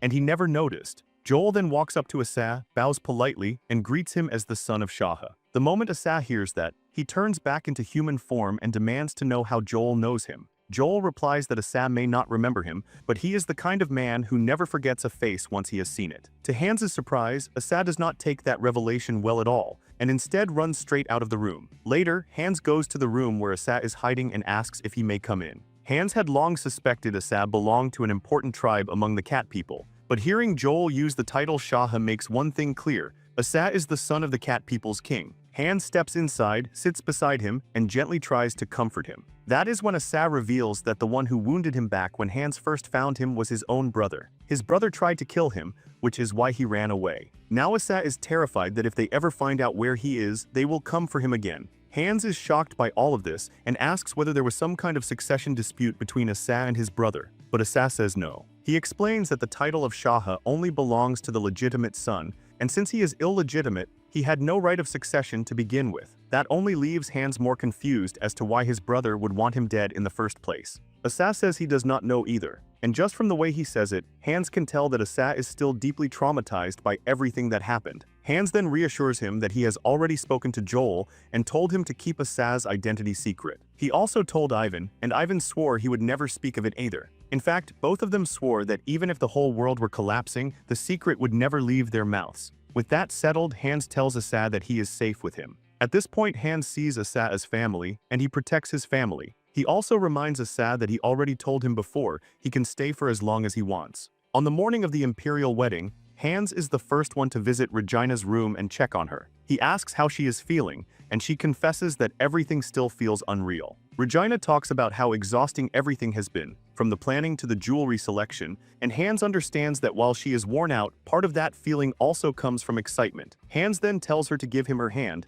because he has a wedding gift for her. He reaches to his neck, removes his necklace, and places it in Regina's hands, leaving her completely stunned. Hours later, Regina and the Emperor are joined together within the palace. State weddings are usually grand affairs, but because of the ongoing famine, this one is held simply inside the imperial palace, largely out of concern for public sentiment. At the venue, Ivan has defensive magic placed all around the banquet hall, and even the weapon inspection at the entrance is extremely thorough, so Hans believes he can at least relax a little. Still, he prepared in advance, because the necklace he gave Regina is actually an artifact. That is why Regina was so shocked when he handed it to her. Hans had already told her never to take it off and never to reveal its effect to anyone. When Regina asked whether the imperial palace was really such a dangerous place, Hans told her yes, and warned her that she could trust no one inside it. Now, standing in the banquet hall, Hans can only hope she never has to use that necklace. Once the official ceremony is over, they move on to the reception, and that marks the beginning of the real social war.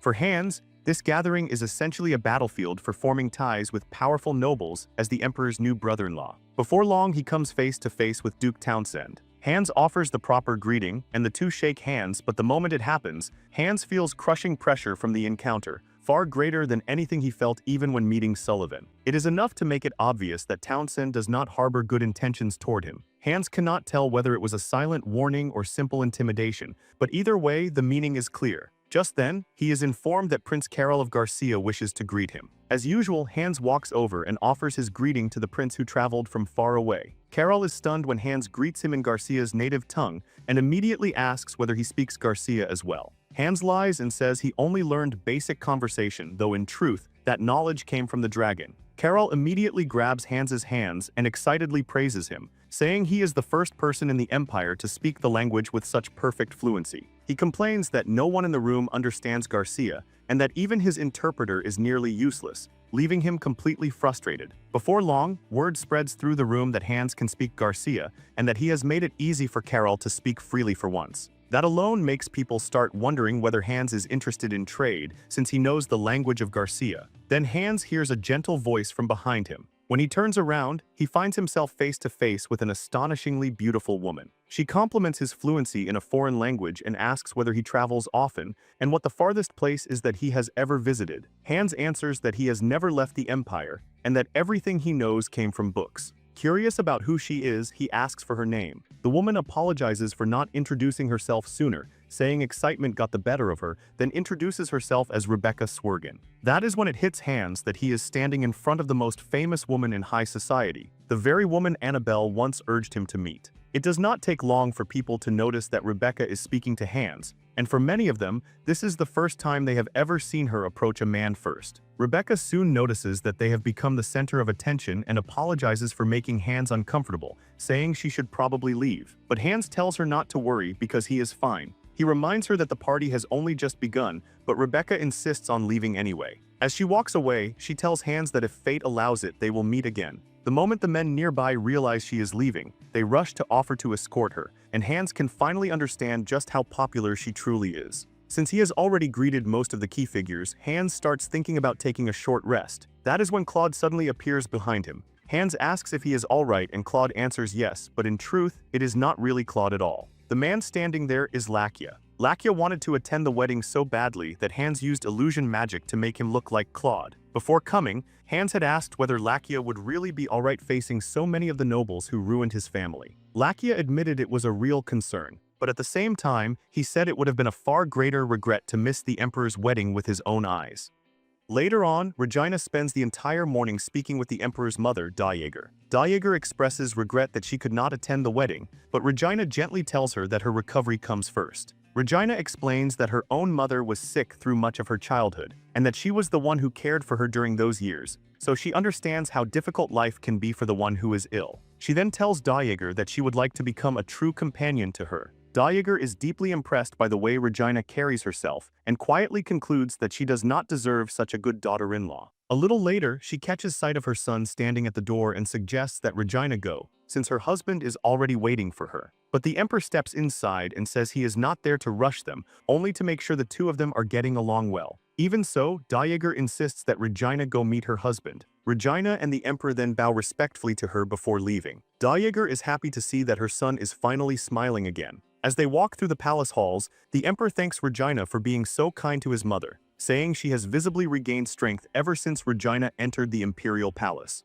Regina replies that it is nothing extraordinary because Dajaeger reminds her of her own mother as well. Just then, an attendant informs her that a letter has arrived from House Callista. Regina reads it and is shocked to learn that Hans's academy has finally been completed. When Hans first toured the academy, he was completely overwhelmed by just how vast the grounds were. Alman assures him that it will become the finest academy on the continent, just as he envisioned. Asa, meanwhile, is already exhausted from the tour simply because the place is so huge. In fact, he has forgotten nearly everything he saw, which prompts Hans to offer an explanation using the map instead. Hans explains that the academy has 3 departments: administrative studies, night training, and magic studies. The main building at the center is for all students, since that is where the required general courses will be held. He also points out the dormitories and dining areas. At that point, Lakia cuts in and asks whether Hans truly believes many people will accept the idea of shared dormitories. Hans understands why Lakia would struggle to grasp the idea that nobles and commoners would live in the same place.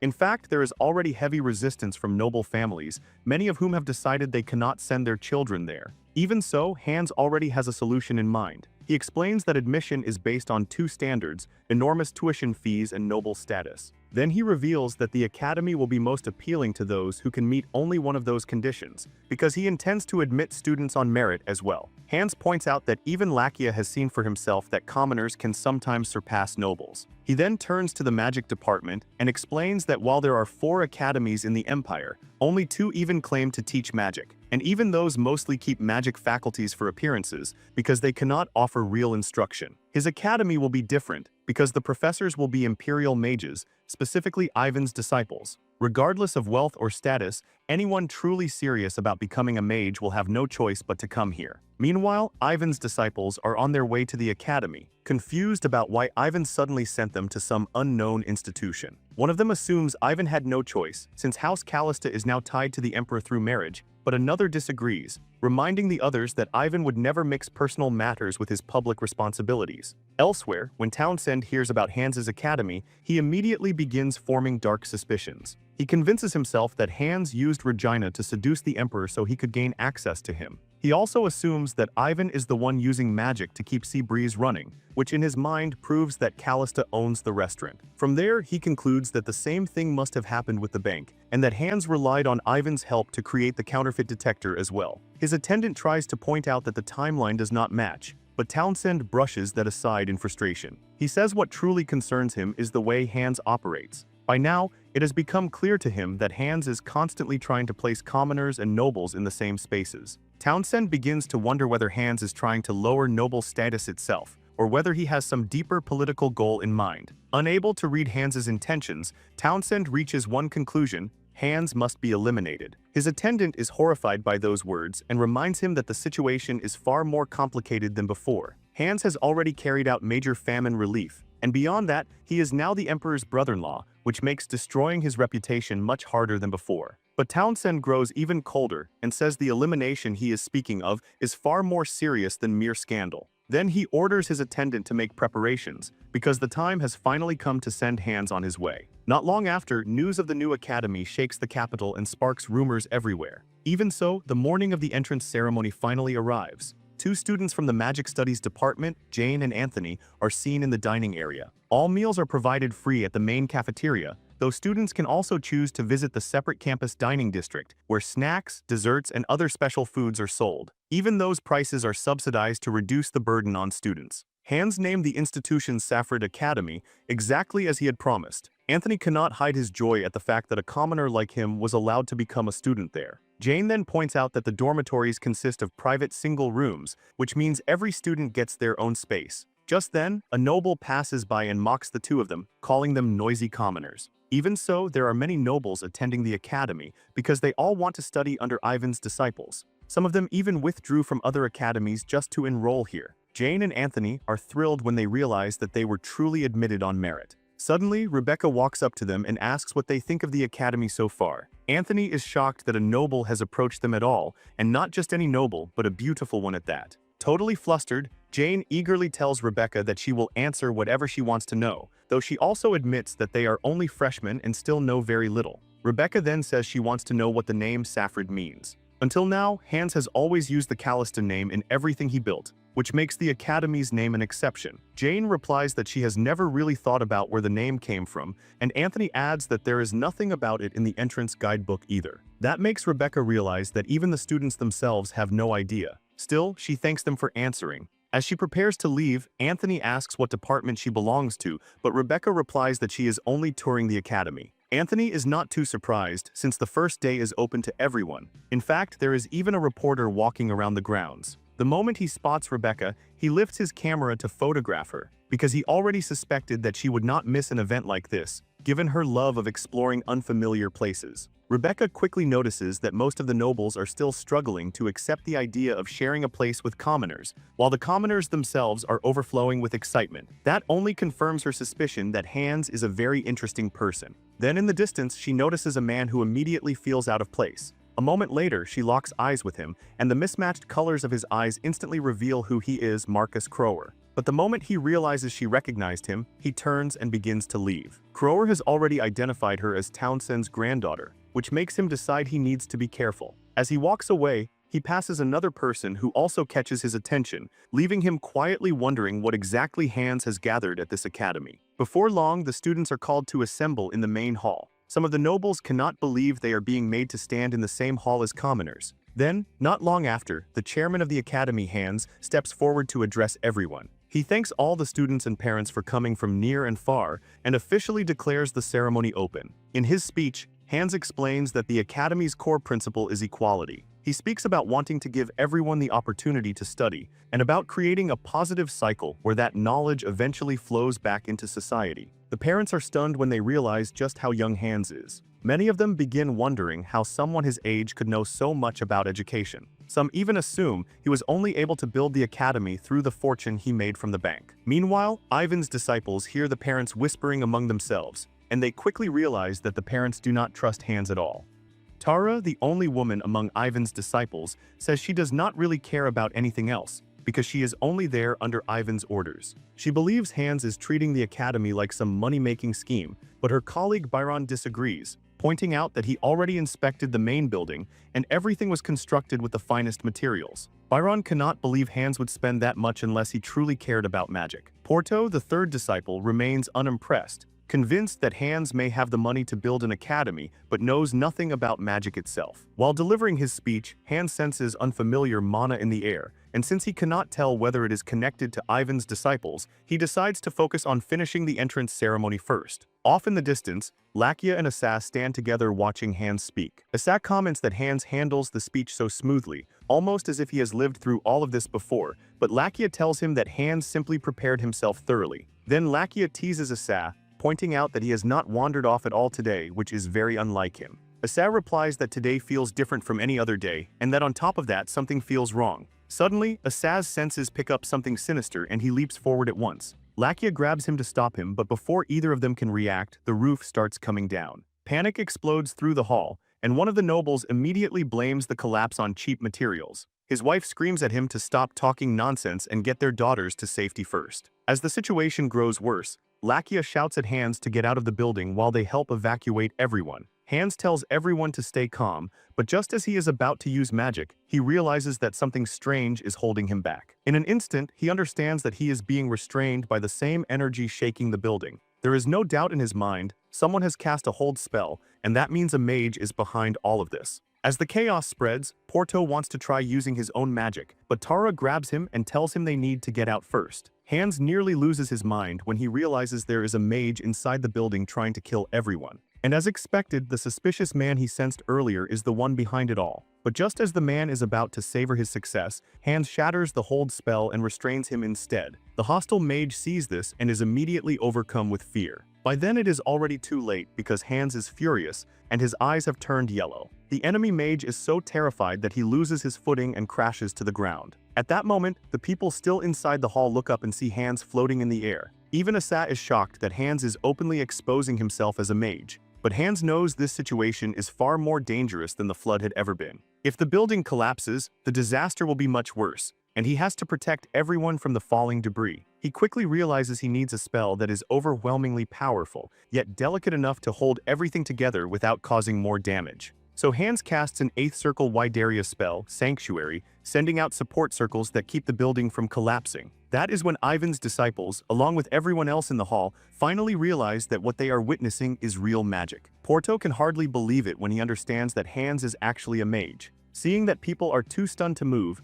Lakia shouts at the top of his lungs, ordering the mages to focus on evacuating everyone first. As the people rush out of the building, Hans moves toward the frightened enemy mage to confront him. Outside, the exceptionally rude noble from earlier starts declaring that he is leaving for his territory immediately, but his daughter Aya refuses, saying she still wants to remain at the academy and study there. The noble argues that the buildings were clearly poorly made, and the same thing could happen to the others at any time. But Aya disagrees, reminding him that they all just saw Hans use magic. She points out that the other academies are useless when it comes to teaching real magic, and her father knows that. Aya insists that Hans must be an incredible mage, and that the incident did not look like an accident at all. When her father asks what she means, she reminds him that Hans moved directly toward a strange man while they were fleeing, which means that man must have been involved somehow. Once the noble realizes it may have been an attack rather than an accident, he decides to stay and wait for the results of the investigation. At the same time, one of the nobles rushes over to Porto and demands to know why he is not treating her wounded son. Porto calmly tells her that the boy's injuries are minor, and that common sense says the critically wounded must be treated first. The boy himself agrees, telling his mother that he is not badly hurt and that others need help more urgently. Because healing magic is so difficult to use, Porto insists it is only right to prioritize those in real danger. Then Tara appears and tells him that she and Byron have already treated everyone with minor injuries, but they have used up most of their mana. Porto says he will handle the rest, but one of the mothers overhears them talking about mana exhaustion and panics, asking what will happen if some of the children are dying. Porto apologizes and explains that mages are not all-powerful beings who can simply heal anything. At that very moment, Hans steps forward and demands to be taken to the ones in critical condition. As he is led there, Tara is startled to see that Hans's eyes have already returned to normal because she clearly saw them glowing yellow earlier. The butler then shows Hans the two most serious patients, both so badly injured that the others had not even dared attempt healing magic on them. Emergency carriages from the nearest clinic had already been requested. Hans ignores that and kneels beside the two children, placing his hands on them. When Porto sees this, he assumes Hans is acting recklessly, because magic is not some omnipotent force that can casually heal wounds like that. Even basic third circle healing is dangerous if mishandled, let alone attempting to heal severe injuries. Yet to everyone's shock, Hans pours an enormous amount of mana into both children and heals them instantly. The witnesses are left speechless, because the two are completely restored without so much as a scar left behind. That is when some of them begin to suspect Hans may actually stand on the same level as Ivan. Porto, however, is sharp enough to see the truth. Hans is clearly far beyond a fifth circle mage. Hans manages to take only a few steps before his legs give out from the sheer mana exhaustion. Thankfully, Lakia catches him before he can fall. Lakia asks if he is hurt, but Hans says he is fine, only drained from overusing his mana. Hans then asks whether the enemy mage was secured, and Lakia says yes, explaining that Asa is currently watching over him and that the man never even tried to resist. Lakia urges Hans to leave the rest to them since all of the injured have already been treated. Just then, Lakia senses that overwhelming presence again. He looks ahead and sees a man standing there, though he has no idea it is Crower. There is no killing intent coming from him, but Lakia can clearly tell that the man is dangerous. Crower studies Hans and Lakia for a few silent moments, then suddenly turns and walks away, leaving Lakia confused. Hans notices that Lakia looks unsettled, but Lakia tells him not to worry, saying it is nothing serious. He then suggests they head back to the castle as quickly as possible. Not long after, Regina and her husband arrive at Callista Castle. Hans steps out to greet them, and Regina immediately rushes over to check on him. The Emperor admits he is shocked by what happened, because when he was hurrying there, he was only worried about being late for the ceremony, never imagining something far worse would occur instead. He asks Hans if he is hurt, but Hans assures them that he will be fine, explaining that he only lost strength from mana depletion and just needs rest. The Emperor then asks whether the incident was truly an accident, but Hans tells him it is far more serious than that. He suggests they continue the discussion in the reception room. As they head inside, the Emperor orders the knights to make sure the castle is properly secured. Just as Ivan is about to follow them, his disciples suddenly grab him and drag him away to confront him in private. They are absolutely furious, shouting at him for never telling them that Hans was an archmage. Ivan explains that until now, the only people who knew were himself and the Emperor. He tells them that Hans was extremely particular about keeping his identity hidden, and the Emperor had agreed to help protect that secret. But now things are different, because everyone has seen it, and Ivan knows the two dukes are going to lose their minds over this revelation. The three disciples immediately begin panicking because they have been rude to Hans from the very beginning. Tara, in particular, starts wondering how she is supposed to recover her favor with him now. She even starts thinking about getting on her knees and begging Hans, but Porto tells her she is already going too far. Ivan then tells the three of them that Hans has promised to give them personal lessons later in exchange for serving as professors at the academy. That is the moment they truly lose their composure, blurting out absurd things like offering their own bodies as experimental subjects if that is what it takes. Ivan only makes it worse when he admits that he himself would have loved to study under Hans, considering that Hans is a sixth circle archmage. Porto still struggles to believe that Hans is truly a sixth circle mage, and Ivan tells them to think back carefully, because they were there and saw everything themselves. Porto replies that what unsettled him most was how strange Hans's magic felt, because they never heard him chant even once. Tara says the part that shocked her most was the healing magic. Ivan is completely thrown when he hears that Hans actually used healing magic as well. Tara explains that she still cannot understand how Hans structured his mana well enough to heal two critically injured people. Then Byron brings up something curious, the Academy's name. He points out that Saffred is the name of a legendary golden dragon, and half-jokingly throws out the theory that Hans might actually be a dragon. Ivan immediately crushes that idea and tells Byron to stop reading fantasy novels. Porto agrees with Ivan, reminding him that dragons went extinct over 100 years ago, so there is no way Hans could be one. Ivan then says that Hans may have named the academy after the dragon out of reverence, since all magic ultimately traces back to dragons. After that, he warns them to stop trying to pry into Hans's secrets, because mages do not appreciate having their private matters investigated. Once the discussion ends, Ivan steps away and leaves his students behind to keep talking about Hans. The three spend several minutes discussing him and what it might mean if someone like him could help revive the declining age of magic. Soon after, Ivan rejoins Hans, the Emperor, and Regina in the reception hall. Hans is actually glad to see him because he was just about to call for him. Hans tells him that the attacker has been captured and that the man turned out to be a mage. Ivan is horrified by this, because he does not want to believe that someone just committed an act of terror using magic. His first fear is that the Imperial mages were somehow involved, but Hans immediately dismisses that possibility, explaining that he can identify magical wavelengths within mana circles. He then reveals that the culprit is a fourth circle mage, and more importantly, a dark mage. Since there are no fourth circle mages among the Imperial mages, Ivan immediately doubts that the palace is involved. The Emperor is shaken by this and asks whether Hans is truly certain the culprit is a dark mage. Hans confirms it, and while the others are still reacting, Ivan suddenly speaks up and says the man's name, Kenan. The name means nothing to the others, and the way Ivan is trembling only makes the atmosphere worse. Outside the castle, First Knight Commander Petros and the Imperial Knights, Royal Guard Captain Chryson, are organizing the knights into defensive positions around the estate. Petros comments that he never expected to return to the castle after what happened the last time, back when he and his men were chasing Lakia. This is the same knight who once disrespected Regina, yet now he is serving under the Empress. Chryson immediately becomes interested when Lakia is mentioned, and he asks whether Petros personally confirmed Lakia's body. Petros replies that the corpse had already rotted badly by then, but Chryson presses further and asks whether there was any real way to identify it as Lakia. Petros starts wondering why Chryson is suddenly so interested in that old case, but Chryson brushes it aside and tells him to forget it. Unbeknownst to them, Lakia is watching from an office window, and it becomes clear that he has some kind of past connection with Chryson. Back in the reception hall, Ivan explains that Kenan was once his closest friend. Among the Imperial mages, Kenan was known as an extraordinary genius, and when he became the first of their generation to successfully wield fourth circle magic, the entire research institute was filled with admiration for him. But not everyone was pleased to see a commoner rise that high. Before long, Kenan was approached by two mages who showed him what they claimed was a fourth circle formula. They encouraged him to amplify it and demonstrate the spell for them. When Kenan studied the formula, he sensed that something was off, but the two men kept pressing him. Because he was desperate to earn their approval, he convinced himself it was his chance to win them over. So he cast it, and only then did he realize it was dark magic, which immediately took hold of him. Unlike ordinary magic, which uses the caster's own mana, dark magic offers the user's soul to demons in exchange for seemingly unlimited mana. Because of the atrocities committed through dark magic,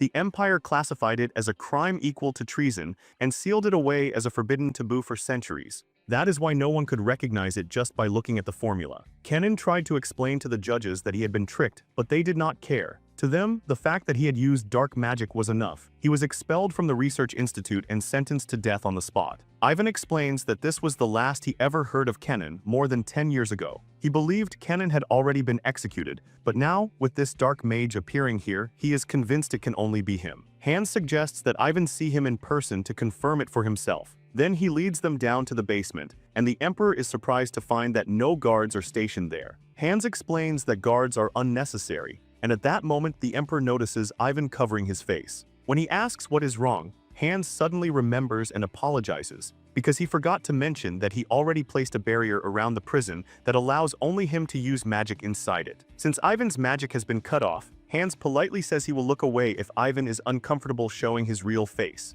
Deep down, Ivan is only marveling at how absurdly powerful Hans must be, because he just created a mana-blocking barrier that selectively allows certain people to use magic. Ivan is completely stunned, because he has never even heard of such a spell, and it only confirms that Hans is far beyond him when it comes to magic. Then they finally reach the cell, and the moment Kenan sees Ivan, he recoils from the bars. Ivan immediately confirms it, telling Hans that it really is Kenan. Hans is surprised, but then tells Ivan there is one problem: Kenan clearly is not in his right mind, and meaningful conversation with him has been impossible. Ivan asks how he ended up in such a state, but Hans says he has no idea. He explains that ever since Kenan was arrested, he has behaved strangely. Hans can confirm that he used dark magic, but in his current condition they cannot properly interrogate him, let alone formally charge him. The Emperor suggests turning the matter over to the Imperial Palace, because they need to know why a death row prisoner appeared inside Callista's territory in the first place. Ivan, however, is still struggling to process it all, because the Kenan he knew was someone who would not have hurt even a fly. Then, suddenly, Kenan seems to regain a fragment of awareness and recognizes Ivan standing beyond the cell. Meanwhile, Lakia and Asa climb to the top of a tower to keep watch over the estate. Lakia explains that they are there because of the suspicious man he saw at the academy. He says the man is strong, though he cannot yet tell whether he carries hostile intent or not.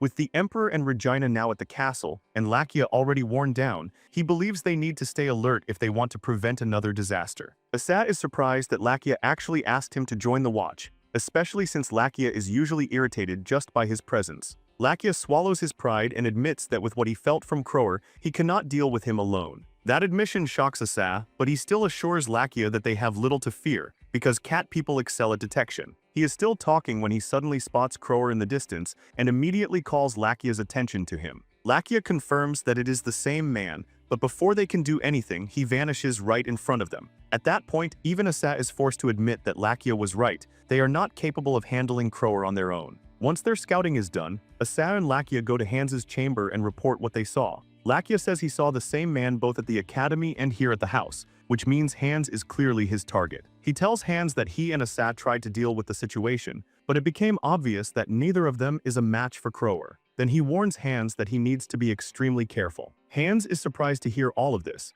because earlier he had placed light surveillance magic around the castle, and that spell should have detected any outsider entering or moving through the grounds.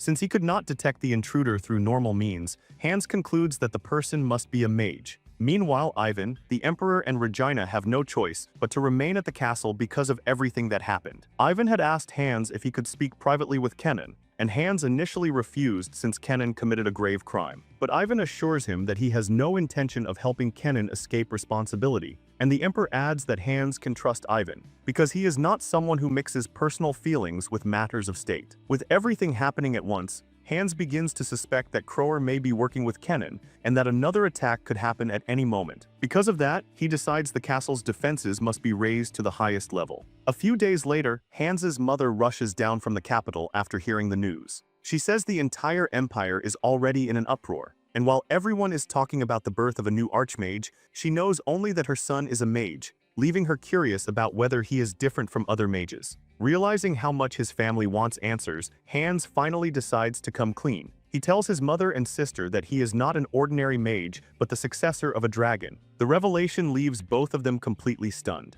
Owen immediately asks how such a thing is even possible, since dragons went extinct long ago. Hans then explains everything, and after hearing the full story, Owen is shocked to learn that there is a dragon lair hidden in the Compton Mountains. Regina adds that she now remembers Hans started acting strangely around that time. Owen also understands why he had to keep everything a secret, because the Compton Mountains border both Townsend and McCarthy territory, and if the lair had been discovered, it would have sparked a war. Instead, Hans's judgment prevented all of that. Owen then asks whether the recent incident is connected to the dragon's lair. Hans says he cannot be certain, but he is convinced that someone tried to eliminate him under the cover of destroying the building. Owen asks whether he is afraid, because no matter how powerful he becomes, he is still her son. She tells him not to shoulder everything by himself and reminds him that he can rely on his family whenever the burden grows too heavy. Regina supports that, adding that she is now the Empress, which makes her a dependable ally too. Hearing this, Owen says she feels relieved seeing both of her children standing at the top of their lives.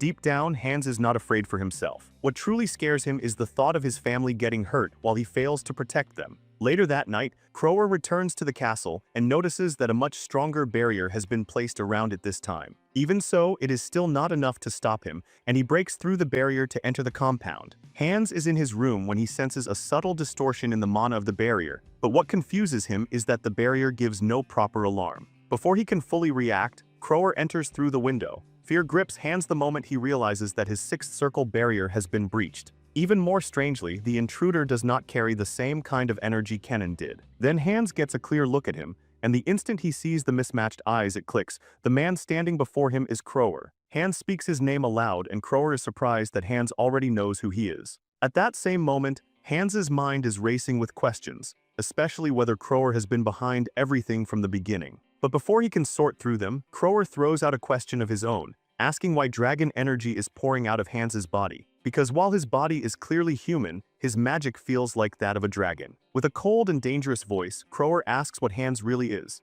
That question nearly makes Hans lose himself in fear. Remembering what Lakia and Asa said about Crower, Hans immediately understands that the man in front of him is extremely dangerous. With panic in his voice, Hans tells him not to come any closer. Then it hits him that everyone in his family is still inside the castle, and if he falls here, they will all be in danger too. Driven by that fear, Hans launches an air burst spell. But to his shock, Crower does not even try to dodge. The spell lands, yet it is completely erased on impact, leaving Crower totally unharmed. Cold sweat runs down Hans's face because until now he believed he had reached a level of magic where few could rival him. What just happened proves he was wrong. Surprisingly, Crower himself looks impressed, commenting on how Hans cast without a chant. Now more curious than hostile, he presses Hans again and asks what he is. Realizing that Crower's interest comes from curiosity rather than immediate malice, Hans admits that it is dragon magic, just as Crower suspected. He explains that he is a human who inherited a dragon's power and can use dragon word magic. Crower wants to know more, but Hans refuses, pointing out that he has no reason to tell him anything further. Then Crower asks whether the dragon who passed that power on was the golden dragon Saffrid.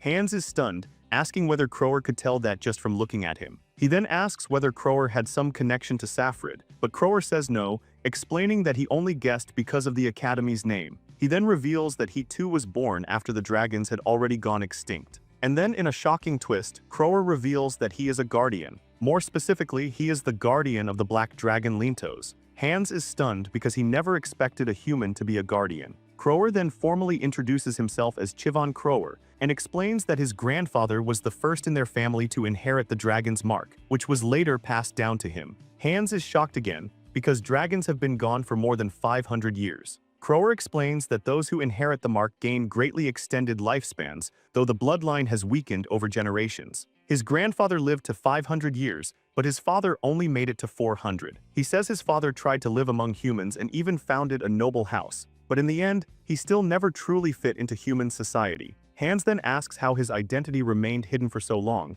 especially when leadership changes only once every 100 years. He wonders whether the imperial family and the two ducal houses simply chose to leave him alone. Crower replies that the ducal houses probably know to some extent, which is exactly why they have helped keep his identity hidden, because the balance of power would shift if people realized what kind of force the Marquis truly commands. At that point, Hans finally understands that Crower sought him out not because of hostility, but because he was lonely. But before the conversation can continue, Asa and Lakia burst into the room. They immediately put themselves between Hans and Crower, convinced he came to harm him. Hans quickly tells them to calm down, saying he does not believe Crower came with hostile intent. Lakia argues back, reminding him that Crower has been appearing around them repeatedly. Then, without warning, Crower calls Lakia by his real name, leaving everyone in the room stunned. They immediately demand to know how he could possibly know Lakia's true identity. Crower explains that the eye granted to him by the dragon is the eye of truth, which allows him to see through falsehood no matter how carefully it is hidden.